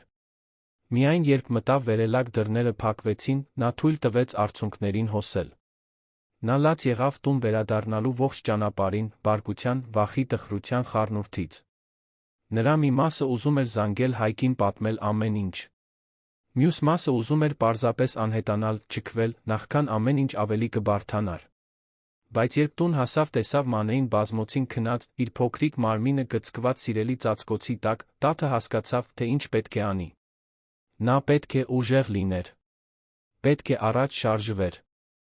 Եվ պետք է վստահեր, որ եթե այն, ինչ ինքն ու Հայկը ունեին, իրական էր, նրանք ելք կգտնեին ամեն ինչ հաջողեցնելու համար։ Մինչդեռ Աբրահամյան Construction-ի գրասենյակում Հայկը հատկապես հուսահատեցնող օր էր անցկացնում։ Նա որոշել էր ակտիվորեն վերադառնալ ընկերության աշխատանքին, հոգնելով տանը նստելուց ինքն իրեն խղճալուց։ Բայց այն, ինչ նա գտավ, երբ սկսեց վերանայել փաստաթղթերն ու պայմանագրերը, նրան խորապես մտահոգեց։ Կային անհամապատասխանություններ մի քանի նախագծերում։ Վճարումներ, որոնք իմաստ չունեին, պայմանագրեր, որոնք ստորագրվել էին առանց նրա հաստատման, կարևոր որոշումներ, որոնք կայացվել էին իր գործընկերների կողմից, առանց իր հետ խորհրդակցելու։ Հայկը արտահերթ հանդիպում նշանակեց ընկերության 3 հիմնական գործընկերների հետ՝ Պողոս Անդրեասյանի, Պետրոս Ներսիսյանի, Մարտուն Գյուլամիրյանի։ Նրանք երեքն էլ երկար տարիների ընկերներ էին, մարդիկ, ում նա անվերապահորեն վստահում էր։ Կամ գոնե կարծում էր, թե վստահում էր։ Հանդիպումը լավ չանցավ։ Երբ Հայկը հարցրեց անկանոնությունների մասին, գործընկերները պաշտպանողական դիրք գրավեցին։ Պողոսը, նրանցից ամենատարեցը, փորձեց հանգստացնել նրան, ասելով, որ դրանք պարզապես անհրաժեշտ ճշգրտումներ էին, քանի դեռ նա վերականգնվում էր։ Պետրոսը համաձայնեց, ավելացնելով, որ իրենք պարզապես փորձում էին ընկերությունը գործում պահել, առանց նրան ծանրաբեռնելու։ Բայց Հայկը համոզված չէր։ Նա բավականաչափ գիտեր բիզնեսի մասին, հասկանալու համար, երբ իրեն խաբում էին։ Եվ 3 գործընկերների միջ փոխանակվող հայացքների մեջ կար մի բան, որը նրան խորապես անհանգստացրեց։ Նա որոշեց, որ պետք է ավելի խորը հետաքննություն անցկացնի։ Այդ երեկո Հայկը զանգեց տաթին, ինչպես անում էր ամեն երեկո, բայց նա չպատասխանեց։ Նա նորից փորձեց 1 ժամ անց։ Ոչինչ։ Սկսեց անհանգստանալ։ Տաթը միշտ պատասխանում էր նրա զանգերին, նույնիսկ եթե պարզապես ասելու համար, որ զբաղված է ավելի ուշ կզանգի։ Վերջապես, երեկոյան ժամը 10-ի սահմաններում նրա հեռախոսը զնգաց։ Նա էր։ Տաթ, ասաց նա թեթացած։ Ես անհանգստացած էի։ Ամեն ինչ կարգին է։ Երկար դադար եղավ։ Հայկ, մենք պետք է խոսենք, ասաց նա հոգնած ձայնով։ Հայկի սիրտը սուզվեց։ Այդ խոսքերը երբեք լավ բան չէին կանխագուշակում։ Ինչի՞ մասին, հարցրեց նա, փորձելով ձայնը հանգիստ պահել։ Մայրդ այսօր ինձ կանչել էր, ուղղակիորեն ասաց տաթը։ Նա ինձ փող առաջարկեց քո կյանքից անհետանալու համար։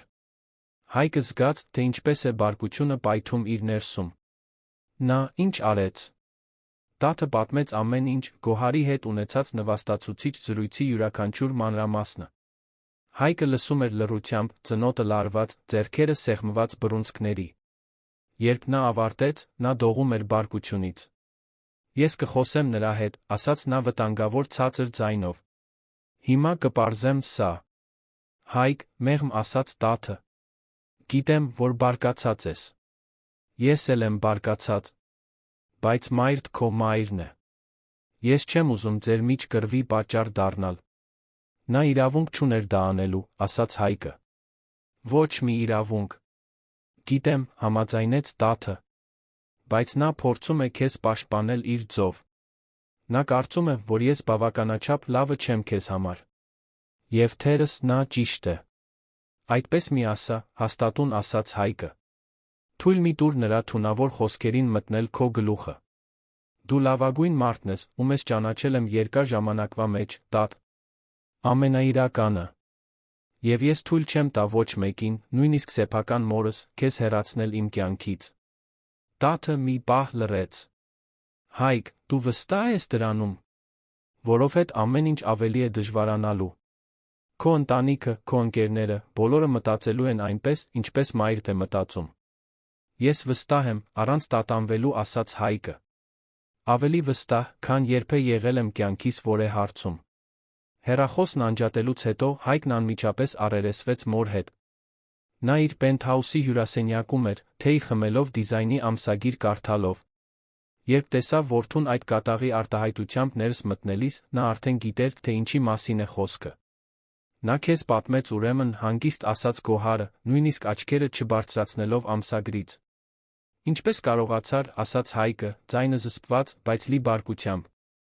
Ինչպես կարողացար նրան այդպես նվաստացնել։ Գոհարը վերջապես նայեց նրան։ Ես արեցի այն, ինչ ցանկացած մայր կաներ։ Պաշտպանեցի որդուս մեկից, ով ակնհայտորեն օգտվում է նրանից։ Նա չի օգտվում ինձնից, գոռաց Հայկը։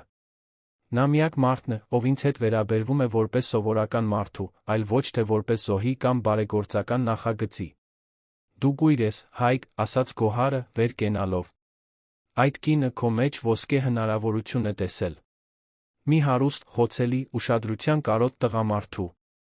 Նա իր դստերը մեջտեղ նետեց քո սիրտը փափկեցնելու համար, դա կատարյալ աշխատեց։ Բավական է, հաստատուն ձայնով ասաց Հայկը։ Ես այլս չեմ լսելու սա։ Տաթը մերժել է քո փողերը, մայրիկ։ Նա քեզ հետ է ուղարկել քո զզվելի առաջարկով։ Դա քեզ ոչինչ չի ասում։ Գոհարը մի պահ լռեց, ակնհայտորեն զարմացած։ Նա ինձ դա չպատմեց, խոստովանեց Հայկը։ Որովհետև նա ավելի լավ մարդ է, քան դու կարծում ես, ասաց Հայկը։ Եվ ես շարունակելու եմ տեսնել նրան, քո հավանությամբ կամ առանց դրա։ Եթե դու շարունակես այդ կնոջ հետ, սառը ասաց Գոհարը, դու կփոշմանես։ Եվ երբ դա պատահի, ինձնից օգնություն չխնդրես։ Հայկը նայեց մորը, իսկապես նայեց նրան, թերս առաջին անգամ երկար ժամանակվա մեջ։ Եվ հասկացավ, որ չէր ճանաչում նրան այնքան լավ, որքան կարծում էր։ Նրա աչքերում կար մի բան, մի կարծրություն, մի սառնություն, որը նա երբեք չէր նկատել նախկինում։ Կամ թերս այն միշտ այնտեղ է եղել, ինքը պարզապես ընտրել էր չտեսնել։ Նա դուրս եկավ պենթհաուսից, առանց որևէ այլ բան ասելու։ Մոր-որդու հարաբերությունները, որոնք միշտ այդքան մտերիմ էին եղել, անդառնալիորեն ճաք էին տվել։ Հաջորդող օրերը լարված էին։ Հայկը խորասուզվեց ընկերության գործերի հետաքննության մեջ, այն, ինչ նա հայտնաբերեց, ցնցեց նրան։ Կային միջոցների յուրացման կեղծ պայմանագրերի որոշումների ապացույցներ, որոնք ակնհայտորեն վնասում էին ընկերությանը, հօգուտ գործընկերների անձնական շահերի։ Բայց այն, ինչ նրան ամենից շատ ցնցեց, այն էր, որ Գոհարը տեղյակ էր այդ ամենից։ Նա ստորագրել էր որոշ փաստաթղթեր, հաստատել որոշ գործարքներ։ Երբ Հայկը առերեսվեց գործընկերների հետ ապացույցներով, իրավիճակը պայթեց։ Եղան գոռոցներ, մեղադրանքներ, սպառնալիքներ։ Պողոսը խոստովանեց, որ այո, իրենք որոշ ճշգրտումներ էին արել, բայց պնդեց, որ դա ընկերության բարօրության համար էր։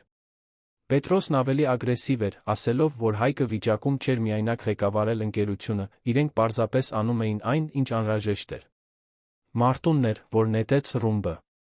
Դու կարծում ես, քո դժբախտ պատահարը պարզապես անհաջողությունն էր, Հայկ, ասաց նա դառը ձայնով։ Կարծում ես, դա պարզապես ձախողում էր։ Հայկը քարացավ։ Ինչի՞ մասին ես խոսում։ Մարտունը նայեց մյուս երկու գործընկերներին, ովքեր փորձեցին լռեցնել նրան, բայց նա շարունակեց։ Այդ ուղղաթիռը սաբոտաժի էր ենթարկվել, Հայկ։ Ինչ-որ մեկը խառնվել էր համակարգերին։ Դու չպետք է ողջ մնայիր։ Հայկի աշխարհը փլվեց այդ պահին։ Դուք, շնջաց նա, հազիվ կարողանալով կազմել բառերը։ Դուք փորձել եք սպանել ինձ։ Սպանելու համար չէր, շտապեց ասել Պողոսը։ Պարզապես քեզ մի փոքր հեռացնելու համար էր, որ կենտրոնանաս այլ բաների վրա, մինչ մենք վերակառուցում էինք ընկերությունը։ Ոչ ոք չէր սպասում, որ այդքան լուրջ կլինի։ Հայկը չէր կարողանում հավատալ իր լսածին։ Իր սեփական գործընկերները, մարդիկ, ում նա ընկերներ էր համարում, կազմակերպել էին իր դժբախտ պատահարը։ Այն պատահարը, որը նրան պարապլեգիկ էր դարձրել, որը կործանել էր նրա կյանքը, որը ստիպել էր նրան կորցնել Անիին։ Դուրս եկեք, ասաց նա սարսափելի հանգիստ ձայնով։ Հիմա դուրս եկեք իմ ընկերությունից։ Վաղը առավոտյան իմ փաստաբանները ձեր դեմ բոլոր հնարավոր հայցերը կներկայացնեն։ Եվ ես անձամբ կապահովեմ, որ դուք բոլորդ վճարեք ձեր արածի համար։ Երեք գործընկերները փորձեցին արդարանալ, բայց Հայկը կանչեց անվտանգության աշխատակիցներին, ստիպեց նրանց դուրս ուղեկցել շենքից։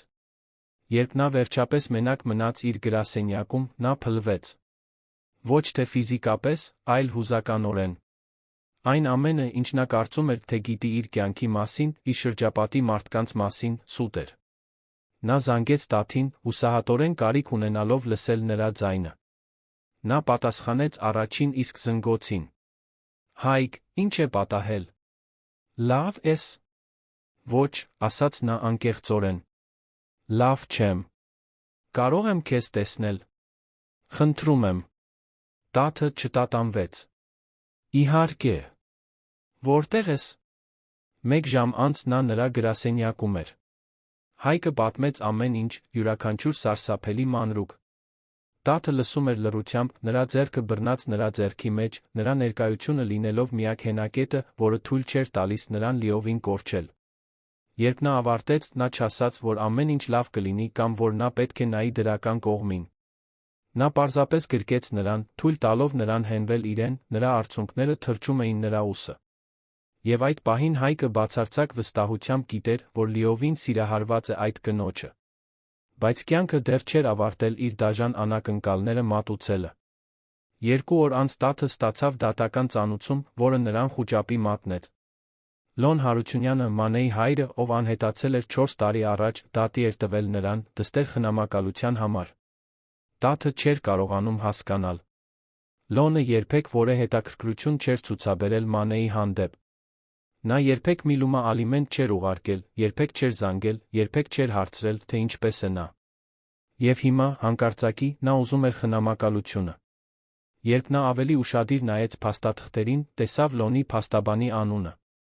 Դա մի թանկարժեք փաստաբանական գրասենյակ էր, այնպիսին, որի համար Լոնը երբեք չէր կարող վճարել։ Եվ հետո նա տեսավ ստորագրությունը փաստաթղթերից մեկի վրա, որպես Լոնի բնութագրող վկա։ Գոհար Աբրահամյան։ Տաթը զգաց, թե ինչպես է գետինը փլվում իր ոտքերի տակ։ Գոհարը ֆինանսավորում էր Լոնին, օգնելով նրան խլել Մանեին իրենից։ Դա մի դաժան հաշվարկված քայլ էր։ Եթե Տաթը չուներ բավարար փող դստերը պատշաճ մեծացնելու համար, եթե նա չափազանց շատ էր աշխատում երեխային թողնում էր դայակների հետ, դատավորը կարող էր որոշել, որ հայրը, ով այժմ իբր կայուն էր միջոցներ ուներ, ավելի լավ տարբերակ կլիներ։ Տաթն անմիջապես զանգեց Հայկին, ձայնը դողում էր վախից, բարկությունից։ Երբ նա պատմեց, թե ինչ է կատարվում, Հայկը զգաց մի կատաղություն, որպիսին երբեք չէր զգացել։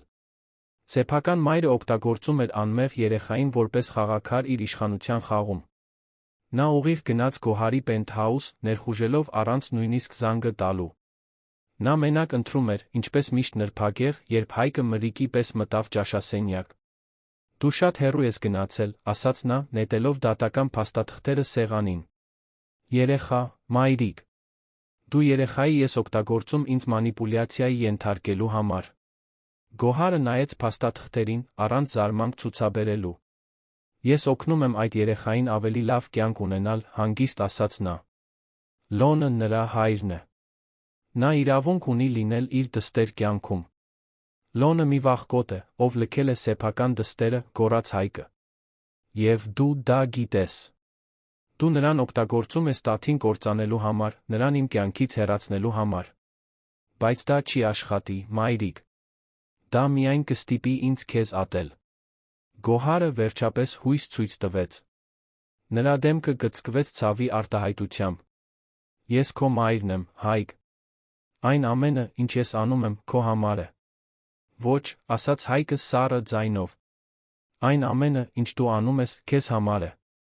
Վերահսկողության համար։ Իշխանության համար։ Եվ ես այլս թույլ չեմ տա քեզ մանիպուլյացիայի ենթարկել իմ կյանքը։ Նա շրջվեց հեռանալու համար, բայց Գոհարը կանչեց նրան։ Եթե դու ինձ հեռացնես այդ կնոջ պատճառով, դու ամեն ինչ կկորցնես։ Ընկերությունը, քո սոցիալական կարգավիճակը, ամեն ինչ։ Հայկը կանգնեց դռան մոտ հետ նայեց։ Ուրեմն թող այդպես լինի, ասաց նա։ Որովհետև այդ ամենը ոչ մի արժեք չունի, եթե ես պետք է դառնամ քո նման մեկը։ Խոսքերը հարվածեցին Գոհարին ապտակի պես։ Նա մնաց այնտեղ նստած, մենակ իր շքեղ պենթհաուսում, մինչդեռ որդին, ում նա կարծում էր, թե լիովին վերահսկում է, դուրս էր գալիս իր կյանքից։ Հայկն ուղիղ գնաց Տաթի բնակարան։ Նա բացեց դուռը, աչքերը լացից կարմրած, մանեն քնած էր նրա գրկում։ Ես քեզ կօգնեմ, անմիջապես ասաց Հայկը։ Ես կվարձեմ լավագույն փաստաբաններին։ Կանեմ այն ամենը, ինչ անհրաժեշտ է, որ դու չկորցնես Մանեին։ Տաթը գլխով արեց։ Հայկ, ես չեմ կարող սա ընդունել։ Արդեն չափազանց շատ է։ Քո մայրը, ընկերությունը, հիմա սա։ Ես չեմ ուզում կործանել քո կյանքը։ Դու ոչինչ չես կործանում, ասաց Հայկը, ծնկի իջնելով նրա սայլակի կողքին, որպեսզի լինի նրա աչքերի մակարդակին։ Իմ կյանքն արդեն կործանված էր նախքան քեզ ճանաչելը։ Դու նա էիր, ով սկսեց օգնել ինձ վերակառուցել այն։ Եվ հիմա իմ հերթն է քեզ օգնելու։ Տաթը նայեց նրան, նրա պաշտպանական պատնեշները վերջապես փլուզվեցին։ Ես այնքան եմ վախենում, խոստովանեց նա։ Վախենում եմ կորցնել դստերս։ Վախենում եմ, որ դու կհասկանաս, որ մայրդ ճիշտ է, որ ես չարժեմ այս ամբողջ քաշքշուկին։ Հայկը բռնեց նրա դեմքը ձեռքերի մեջ։ Նայիր ինձ, ասաց նա մեղմ։ Դու արժես ամեն ինչ։ Յուրաքանչյուր վայրկյանը, յուրաքանչյուր խնդիրը, յուրաքանչյուր ճակատամարտը։ Եվ մենք միասին կհաղթենք սա, լսո՞մ ես։ Միասին։ Եվ հետո առաջին անգամ Հայկը համբուրեց Տաթին։ Դա մի համբույր էր, լի խոստումներով, ընդհանուր վախերով, հույսով, ընդդեմ բոլոր հավանականությունների։ Երբ նրանք բաժանվեցին, երկուսն էլ արցունքներ ունեին աչքերում, բայց նաս մի բան։ Նրանք ունեին վճռականություն։ Պայքարը նոր էր սկսվում։ Բայց երկար ժամանակվա մեջ առաջին անգամ նրանցից ոչ մեկը իրեն մենակ չէր զգում դրան առերեսվելու համար։ Տաթը զգաց, թե ինչպես է սարսուռն անցնում իր մարմնով, երբ մտավ Գոհար Աբրահամյանի պենթհաուսը։ Այնտեղ ամեն ինչ ճիչում էր հարստության իշխանության մասին, սկսած իտալական մարմարե հատակից մինչ պատերի արվեստի գործերը, որոնք հավանաբար ավելի թանկ արժեին, քան նա կվաստակեր իր ողջ կյանքում։ Հյուսիսային պողոտայի համայնապատկերը հատակից առաստաղ ձգվող պատուհաններից շունչ կտրող էր, բայց Տաթը չէր կարողանում վայելել այդ գեղեցկությունը։ Նա լարված էր, զգալով, որ թակարդն է ընկել։ Գոհարը նրան դիտում էր իր այդ հաշվարկող աչքերով, գնահատելով յուրաքանչյուր մանրուք։ Խնդրում եմ նստեք, կրկնեց նա, մատնացույց անելով սպիտակ կաշվե բազմոցը, որը հավանաբար ավելի թանկ էր, քան Տաթի մեքենան։ Տաթը մնաց կանգնած։ Ամենայն հարգանքով, տիկին Աբրահամյան, ասաց նա հաստատուն ձայնով, չնայած զգացած նյարդայնությանը, ես այստեղ եմ եկել, կարծելով, թե աշխատանքի համար է։ Եթե դուք ուզում եք խոսել Հայկի մասին, կարծում եմ ավելի լավ է լինել ուղղակի։ Գոհարը բարձրացրեց հոնքը, ակնհայտորեն զարմացած թերս նույնիսկ տպավորված Տաթի համարձակությունից։ Շատ բարի, ասաց նա իր սառցե տոնով։ Ուրեմն կլինեմ ուղղակի։ Դուք պետք է հեռանաք իմ որդուց։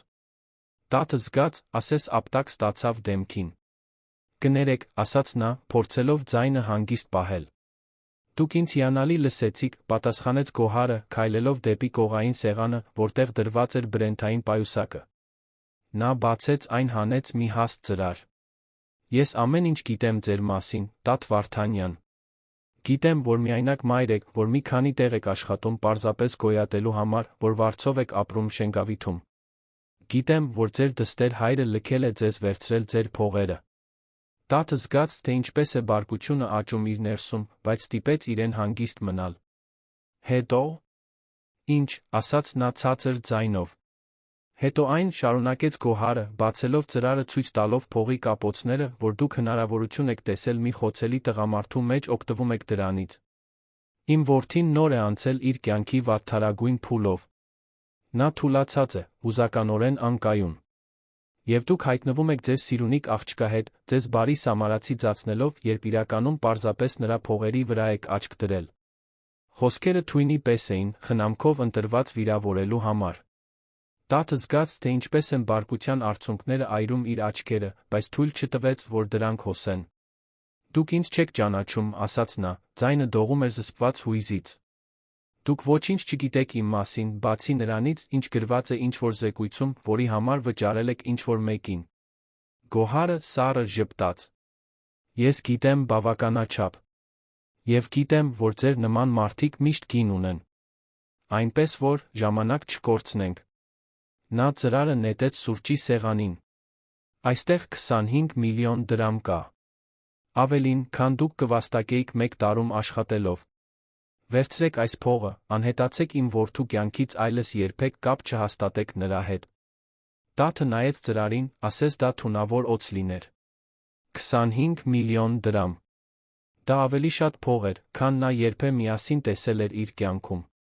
Այդ փողով նա կարող էր վճարել իր բոլոր պարտքերը, ավելի լավ կյանք ապահովել Մանեի համար, թերս նույնիսկ մասնագիտական դասընթացների գնալ։ Բայց այդ փողի յուրաքանչյուր լուման ծածկված էր նվաստացմամբ արհամարհանքով։ Ոչ, պարզապես ասաց Տաթը։ Գոհարը թարթեց աչքերը, ակնհայտորեն չսպասելով այդ պատասխանին։ Ինչ նշանակում է ոչ։ Ես ասացի ոչ, կրկնեց Տաթը, ձայնը գնալով ավելի ամրանում էր։ Ես չեմ վերցնի ձեր փողը։ Եվ չեմ անհետանա Հայկի կյանքից, որովհետև դուք եք այդպես հրամայում։ Բանական եղեք, ասաց Գոհարը, համբերությունը ակնհայտորեն սպառվում էր։ 50 միլիոն ուրեմն։ Դա իմ վերջին առաջարկն է։ Տաթը մի քայլ արեց դեպի Գոհարը, աչքերը փայլում էին վրդովմունքից։ Դուք կարող եք ինձ առաջարկել 1 միլիարդ դրամ, իմ պատասխանը լինելու է նույնը։ Ես այնպիսի մարդ չեմ, ինչպիսին դուք եք կարծում։ Ես Հայկի հետ չեմ փողի համար։ Իրականում ես մի քանի անգամ փորձել եմ հեռանալ նրանից հենց այն պատճառով, որ գիտեի, որ ձեր նման մարդիկ հենց այդպես էին մտածելու։ Գոհարը խաչեց ձեռքերը։ Ուրեմն ինչու ես նրա հետ։ Որովհետև նա լավ մարդ է, պատասխանեց Տաթը անկեղծությամբ։ Որովհետև նա քնքշությամբ է վերաբերվում իմ դստերը։ Որովհետև երբ նա նայում է ինձ, չի տեսնում ինչ-որ ստորադասի կամ մեկի, ում պետք է խղճալ։ Նա տեսնում է ինձ որպես մարդու։ Եվ դա ավելի արժեքավոր է, քան ցանկացած գումար, որ դուք կարող եք ինձ առաջարկել։ Սենյակում լարված լռություն տիրեց։ Գոհարը ուսումնասիրում էր Տաթին մի արտահայտությամբ, որը խառնում էր զարմանքը մի բան, որը կարող էր լինել դժկամ հարգանք։ Դու ավելի խելացի ես, քան ես կարծում էի, վերջապես ասաց նա։ Բայց նա ավելի հիմար ես։ Դու կարծում ես, թե կարող ես ապագա ունենալ իմ որդու հետ։ Կարծում ես, թե քեզ կընդունեն մեր աշխարհում, մեր սոցիալական շրջանակում։ Նրանք քեզ կկործանեն, աղջիկ։ Քո թիկունքում կխոսեն քո մասին, կծիծաղեն քո հագուստի, քո խոսելաձի, ամեն ինչի վրա։ Եվ ի վերջո, Հայկը կհոգնի անհնարին սիրո այս սերիալից կվերադառնա իր մակարդակի մեկին։ Տաթը զգաց յուրաքանչյուր բառը որպես դանակի հարված, հատկապես որ նրա մի մասը վախենում էր, որ Գոհարը գուցե ճիշտ էր։ Բայց նա թույլ չտվեց, որ դա երա։ Թերս դուք ճիշտ եք, ասաց նա։ Թերս այս ամենը երկար չտի։ Բայց դա իմ Հայկի որոշումն է, ոչ թե ձերը։ Եվ եթե մի օր նա որոշի, որ այլևս չի ուզում ինձ իր կյանքում, ես կընդունեմ առաջ կշարժվեմ։ Բայց դա չի լինի այն պատճառով, որ դուք գնել եք իմ հեռանալը։ Գոհարը գկոցեց աչքերը։ Դու կփոշմանես դրա համար։ Թերս, պատասխանեց Տաթը։ Բայց գոնե կփոշմանեմ իմ սեփական ընտրությունների համար, ոչ թե ձեր։ Դրանով Տաթը շրջվեց դուրս եկավ պենթհաուսից, նրա ոտքերը դողում էին, բայց գլուխը բարձր էր։ Միայն երբ մտավ վերելակ դռները փակվեցին, նա թույլ տվեց արցունքներին հոսել։ Նա լաց եղավ տուն վերադառնալու ողջ ճանապարհին, բարկության, վախի, տխրության խառնուրդից։ Նրա մի մասը ուզում էր զանգել Հայկին պատմել ամեն ինչ։ Մյուս մասը ուզում էր պարզապես անհետանալ, չքվել, նախքան ամեն ինչ ավելի կբարդանար։ Բայց երբ տուն հասավ, տեսավ Մանեին բազմոցին քնած, իր փոքրիկ մարմինը գծկված սիրելի ծածկոցի տակ, Տաթը հասկացավ, թե ինչ պետք է անի։ Նա պետք է ուժեղ լիներ։ Պետք է առաջ շարժվեր։ Եվ պետք է վստահեր, որ եթե այն, ինչ ինքն ու Հայկը ունեին, իրական էր, նրանք ելք կգտնեին ամեն ինչ հաջողեցնելու համար։ Մինչդեռ Աբրահամյան Կոնստրաքշնի գրասենյակում Հայկը հատկապես հուսահատեցնող օր էր անցկացնում։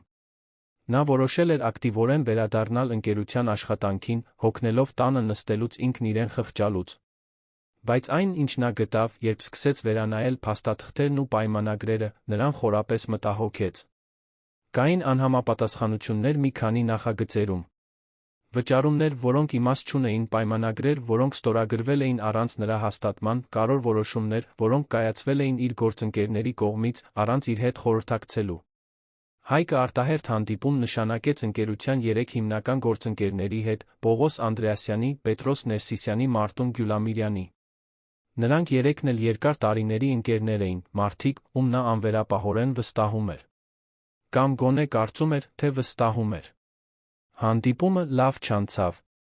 Երբ Հայկը հարցրեց անկանոնությունների մասին, գործընկերները պաշտպանողական դիրք գրավեցին։ Պողոսը, նրանցից ամենատարեցը, փորձեց հանգստացնել նրան, ասելով, որ դրանք պարզապես անհրաժեշտ ճշգրտումներ էին, քանի դեռ նա վերականգնվում էր։ Պետրոսը համաձայնեց, ավելացնելով, որ իրենք պարզապես փորձում էին ընկերությունը գործում պահել, առանց նրան ծանրաբեռնելու։ Բայց Հայկը համոզված չէր։ Նա բավականաչափ գիտեր բիզնեսի մասին, հասկանալու համար, երբ իրեն խաբում էին։ Եվ երեք գործընկերների միջ փոխանակվող հայացքների մեջ կար մի բան, որը նրան խորապես անհանգստացրեց։ Նա որոշեց, որ պետք է ավելի խորը հետաքննություն անցկացնի։ Այդ երեկո Հայկը զանգեց տաթին, ինչպես անում էր ամեն երեկո, բայց նա չպատասխանեց։ Նա նորից փորձեց 1 ժամ անց։ Ոչինչ։ Սկսեց անհանգստանալ։ Տաթը միշտ պատասխանում էր նրա զանգերին, նույնիսկ եթե պարզապես ասելու համար, որ զբաղված է ավելի ուշ կզանգի։ Վերջապես, երեկոյան ժամը 10-ի սահմաններում նրա հեռախոսը զնգաց։ Նա էր։ Տաթ, ասաց նա թեթացած։ Ես անհանգստացած էի։ Ամեն ինչ կարգին է։ Երկար դադար եղավ։ Հայկ, մենք պետք է խոսենք, ասաց նա հոգնած ձայնով։ Հայկի սիրտը սուզվեց։ Այդ խոսքերը երբեք լավ բան չէին կանխագուշակում։ Ինչի՞ մասին, հարցրեց նա, փորձելով ձայնը հանգիստ պահել։ Մայրդ այսօր ինձ կանչել էր, ուղղակիորեն ասաց Տաթը։ Նա ինձ փող առաջարկեց քո կյանքից անհետանալու համար։ Հայկը զգաց, թե ինչպես է բարկությունը պայթում իր ներսում։ Նա ինչ արեց։ Տաթը պատմեց ամեն ինչ, Գոհարի հետ ունեցած նվաստացուցիչ զրույցի յուրաքանչյուր մանրամասնը։ Հայկը լսում էր լռությամբ, ծնոտը լարված, ձեռքերը սեղմված բռունցքների։ Երբ նա ավարտեց, նա դողում էր բարկությունից։ Ես կխոսեմ նրա հետ, ասաց նա վտանգավոր ցածր ձայնով։ Հիմա կպարզեմ սա։ Հայկ, մեղմ ասաց Տաթը։ Գիտեմ, որ բարկացած ես։ Ես էլ եմ բարկացած։ Բայց մայրդ քո մայրն է։ Ես չեմ ուզում ձեր միջ կռվի պատճառ դառնալ։ Նա իրավունք չուներ դա անելու, ասաց Հայկը։ Ոչ մի իրավունք։ Գիտեմ, համաձայնեց Տաթը։ Բայց նա փորձում է քեզ պաշտպանել իր ձով։ Նա կարծում է, որ ես բավականաչափ լավը չեմ քեզ համար։ Եվ թերս նա ճիշտ է։ Այդպես մի ասա, հաստատուն ասաց Հայկը։ Թույլ մի տուր նրա թունավոր խոսքերին մտնել քո գլուխը։ Դու լավագույն մարդն ես, ում ես ճանաչել եմ երկար ժամանակվա մեջ, Տաթ։ Ամենաիրականը։ Եվ ես թույլ չեմ տա ոչ մեկին, նույնիսկ սեփական մորս, քեզ հեռացնել իմ կյանքից։ Տաթը մի պահ լռեց։ Հայկ, դու վստահ ես դրանում։ Որովհետև ամեն ինչ ավելի է դժվարանալու։ Քո ընտանիքը, քո ընկերները, բոլորը մտածելու են այնպես, ինչպես մայրդ է մտածում։ Ես վստահ եմ, առանց տատանվելու ասաց Հայկը։ Ավելի վստահ, քան երբեք եղել եմ կյանքիս որևէ հարցում։ Հեռախոսն անջատելուց հետո Հայկն անմիջապես առերեսվեց մոր հետ։ Նա իր պենթհաուսի հյուրասենյակում էր, թեյ խմելով դիզայնի ամսագիր կարդալով։ Երբ տեսավ որդուն այդ կատաղի արտահայտությամբ ներս մտնելիս, նա արդեն գիտեր, թե ինչի մասին է խոսքը։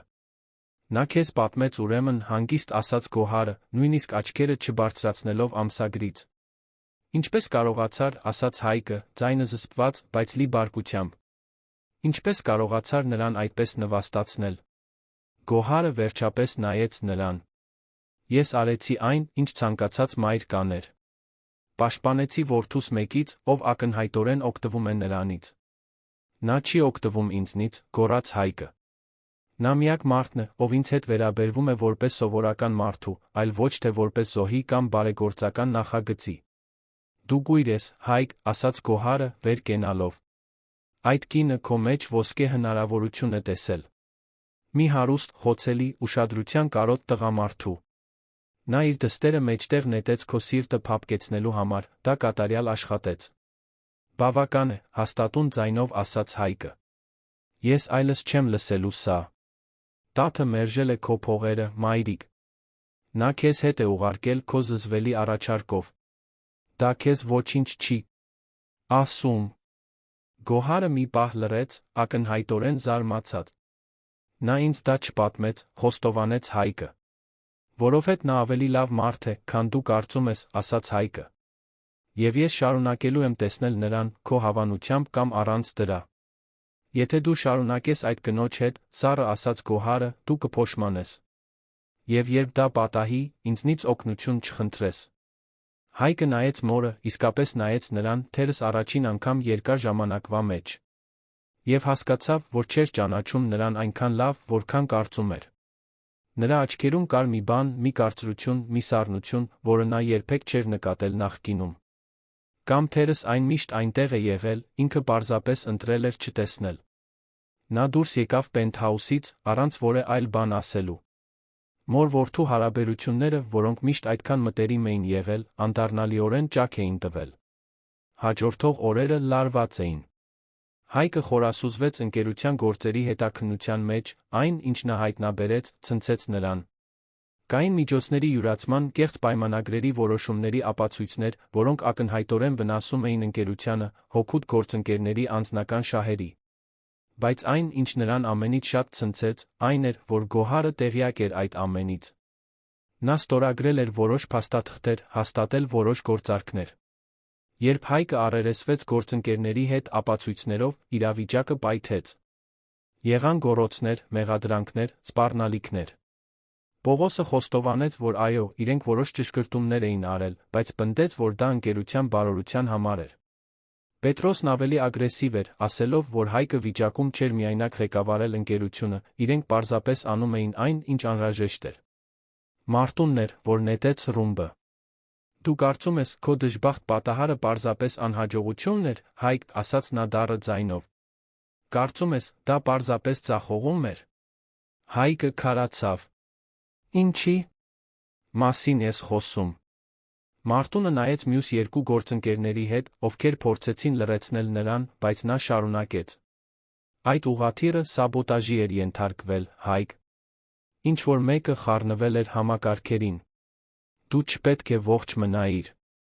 Հայկի աշխարհը փլվեց այդ պահին։ Դուք, շնջաց նա, հազիվ կարողանալով կազմել բառերը։ Դուք փորձել եք սպանել ինձ։ Սպանելու համար չէր, շտապեց ասել Պողոսը։ Պարզապես քեզ մի փոքր հեռացնելու համար էր, որ կենտրոնանաս այլ բաների վրա, մինչ մենք վերակառուցում էինք ընկերությունը։ Ոչ ոք չէր սպասում, որ այդքան լուրջ կլինի։ Հայկը չէր կարողանում հավատալ իր լսածին։ Իր սեփական գործընկերները, մարդիկ, ում նա ընկերներ էր համարում, կազմակերպել էին իր դժբախտ պատահարը։ Այն պատահարը, որը նրան պարապլեգիկ էր դարձրել, որը կործանել էր նրա կյանքը, որը ստիպել էր նրան կորցնել Անիին։ Դուրս եկեք, ասաց նա սարսափելի հանգիստ ձայնով։ Հիմա դուրս եկեք իմ ընկերությունից։ Վաղը առավոտյան իմ փաստաբանները ձեր դեմ բոլոր հնարավոր հայցերը կներկայացնեն։ Եվ ես անձամբ կապահովեմ, որ դուք բոլորդ վճարեք ձեր արածի համար։ Երեք գործընկերները փորձեցին արդարանալ, բայց Հայկը կանչեց անվտանգության աշխատակիցներին, ստիպեց նրանց դուրս ուղեկցել շենքից։ Երբ նա վերջապես մենակ մնաց իր գրասենյակում, նա փլվեց։ Ոչ թե ֆիզիկապես, այլ հուզականորեն։ Այն ամենը, ինչ նա կարծում էր, թե գիտի իր կյանքի մասին, իր շրջապատի մարդկանց մասին, սուտ էր։ Նա զանգեց տաթին, հուսահատորեն կարիք ունենալով լսել նրա ձայնը։ Նա պատասխանեց առաջին իսկ զնգոցին։ Հայկ, ինչ է պատահել։ Լավ ես։ Ոչ, ասաց նա անկեղծորեն։ Լավ չեմ։ Կարող եմ քեզ տեսնել։ Խնդրում եմ։ Տաթը չտատանվեց։ Իհարկե։ Որտեղ ես։ Մեկ ժամ անց նա նրա գրասենյակում էր։ Հայկը պատմեց ամեն ինչ, յուրաքանչյուր սարսափելի մանրուք։ Տաթը լսում էր լռությամբ, նրա ձեռքը բռնած նրա ձեռքի մեջ, նրա ներկայությունը լինելով միակ հենակետը, որը թույլ չէր տալիս նրան լիովին կորչել։ Երբ նա ավարտեց, նա չասաց, որ ամեն ինչ լավ կլինի կամ որ նա պետք է նայի դրական կողմին։ Նա պարզապես գրկեց նրան, թույլ տալով նրան հենվել իրեն, նրա արցունքները թրջում էին նրա ուսը։ Եվ այդ պահին Հայկը բացարձակ վստահությամբ գիտեր, որ լիովին սիրահարված է այդ կնոջը։ Բայց կյանքը դեռ չէր ավարտել իր դաժան անակնկալները մատուցելը։ 2 օր անց Տաթը ստացավ դատական ծանուցում, որը նրան խուճապի մատնեց։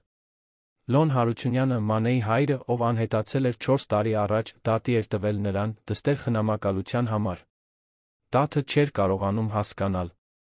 Լոնը երբեք որե հետաքրքրություն չէր ցուցաբերել Մանեի հանդեպ։ Նա երբեք Միլումա ալիմենտ չէր ուղարկել, երբեք չէր զանգել, երբեք չէր հարցրել, թե ինչպես է նա։ Եվ հիմա, հանկարծակի, նա ուզում էր խնամակալությունը։ Երբ նա ավելի ուշադիր նայեց փաստաթղթերին, տեսավ Լոնի փաստաբանի անունը։ Դա մի թանկարժեք փաստաբանական գրասենյակ էր, այնպիսին, որի համար Լոնը երբեք չէր կարող վճարել։ Եվ հետո նա տեսավ ստորագրությունը փաստաթղթերից մեկի վրա, որպես Լոնի բնութագրող վկա։ Գոհար Աբրահամյան։ Տաթը զգաց, թե ինչպես է գետինը փլվում իր ոտքերի տակ։ Գոհարը ֆինանսավորում էր Լոնին, օգնելով նրան խլել Մանեին իրենից։ Դա մի դաժան հաշվարկված քայլ էր։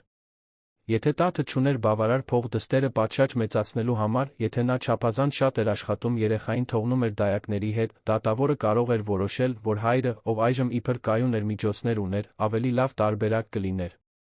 Տատն անմիջապես զանգեց Հայկին, ձայնը դողում էր վախից, բարկությունից։ Երբ նա պատմեց, թե ինչ է կատարվում, Հայկը զգաց մի կատաղություն, որպիսին երբեք չէր զգացել։ Սեփական մայրը օգտագործում էր անմեղ երեխային որպես խաղաքար իր իշխանության խաղում։ Նա ուղիղ գնաց Գոհարի պենթհաուս, ներխուժելով առանց նույնիսկ զանգը տալու։ Նա մենակ ընթրում էր, ինչպես միշտ նրբագեղ, երբ Հայկը մրրիկի պես մտավ ճաշասենյակ։ Դու շատ հեռու ես գնացել, ասաց նա, նետելով դատական փաստաթղթերը սեղանին։ Երեխա, մայրիկ։ Դու երեխայի ես օգտագործում ինձ մանիպուլյացիայի ենթարկելու համար։ Գոհարը նայեց փաստաթղթերին, առանց զարմանք ցուցաբերելու։ Ես օգնում եմ այդ երեխային ավելի լավ կյանք ունենալ, հանգիստ ասաց նա։ Լոնը նրա հայրն է։ Նա իրավունք ունի լինել իր դստեր կյանքում։ Լոնը մի վախկոտ է, ով լքել է սեփական դստերը, գոռաց Հայկը։ Եվ դու դա գիտես։ Դու նրան օգտագործում ես տաթին կործանելու համար, նրան իմ կյանքից հեռացնելու համար։ Բայց դա չի աշխատի, մայրիկ։ Դա միայն կստիպի ինձ քեզ ատել։ Գոհարը վերջապես հույս ցույց տվեց։ Նրա դեմքը գծկվեց ցավի արտահայտությամբ։ Ես քո մայրն եմ, Հայկ։ Այն ամենը, ինչ ես անում եմ, քո համար է։ Ոչ, ասաց Հայկը սառը ձայնով։ Այն ամենը, ինչ դու անում ես, քեզ համար է։ Վերահսկողության համար։ Իշխանության համար։ Եվ ես այլս թույլ չեմ տա քեզ մանիպուլյացիայի ենթարկել իմ կյանքը։ Նա շրջվեց հեռանալու համար, բայց Գոհարը կանչեց նրան։ Եթե դու ինձ հեռացնես այդ կնոջ պատճառով, դու ամեն ինչ կկորցնես։ Ընկերությունը, քո սոցիալական կարգավիճակը, ամեն ինչ։ Հայկը կանգնեց դռան մոտ հետ նայեց։ Ուրեմն թող այդպես լինի, ասաց նա։ Որովհետև այդ ամենը ոչ մի արժեք չունի, եթե ես պետք է դառնամ քո նման մեկը։ Խոսքերը հարվածեցին Գոհարին ապտակի պես։ Նա մնաց այնտեղ նստած մենակ իր շքեղ պենթհաուսում, մինչդեռ որդին, ում նա կարծում էր, թե լիովին վերահսկում է, դուրս էր գալիս իր կյանքից։ Հայկն ուղիղ գնաց տաթի բնակարան։ Նա բացեց դուռը, աչքերը լացից կարմրած, Մանեն քնած էր նրա գրկում։ Ես քեզ կօգնեմ, անմիջապես ասաց Հայկը։ Ես կվարձեմ լավագույն փաստաբաններին։ Կանեմ այն ամենը, ինչ անհրաժեշտ է, որ դու չկորցնես։ Մանեին։ Տաթը գլխով արեց։ Հայկ, ես չեմ կարող սա ընդունել։ Արդեն չափազանց շատ է։ Քո մայրը, ընկերությունը, հիմա սա։ Ես չեմ ուզում կործանել քո կյանքը։ Դու ոչինչ չես կործանում, ասաց Հայկը, ծնկի իջնելով նրա սայլակի կողքին, որպեսզի լինի նրա աչքերի մակարդակին։ Իմ կյանքն արդեն կործանված էր նախքան քեզ ճանաչելը։ Դու նա էիր, ով սկսեց օգնել ինձ վերակառուցել այն։ Եվ հիմա իմ հերթն է քեզ օգնելու։ Տաթը նայեց նրան, նրա պաշտպանական պատնեշները վերջապես փլուզվեցին։ Ես այնքան եմ վախենում, խոստովանեց նա։ Վախենում եմ կորցնել դստերս։ Վախենում եմ, որ դու կհասկանաս, որ մայրդ ճիշտ է, որ ես չարժեմ այս ամբողջ քաշքշուկին։ Հայկը բռնեց նրա դեմքը ձեռքերի մեջ։ Նայիր ինձ, ասաց նա մեղմ։ Դու արժես ամեն ինչ։ Յուրաքանչյուր վայրկյանը, յուրաքանչյուր խնդիրը, յուրաքանչյուր ճակատամարտը։ Եվ մենք միասին կհաղթենք սա, լսո՞մ ես։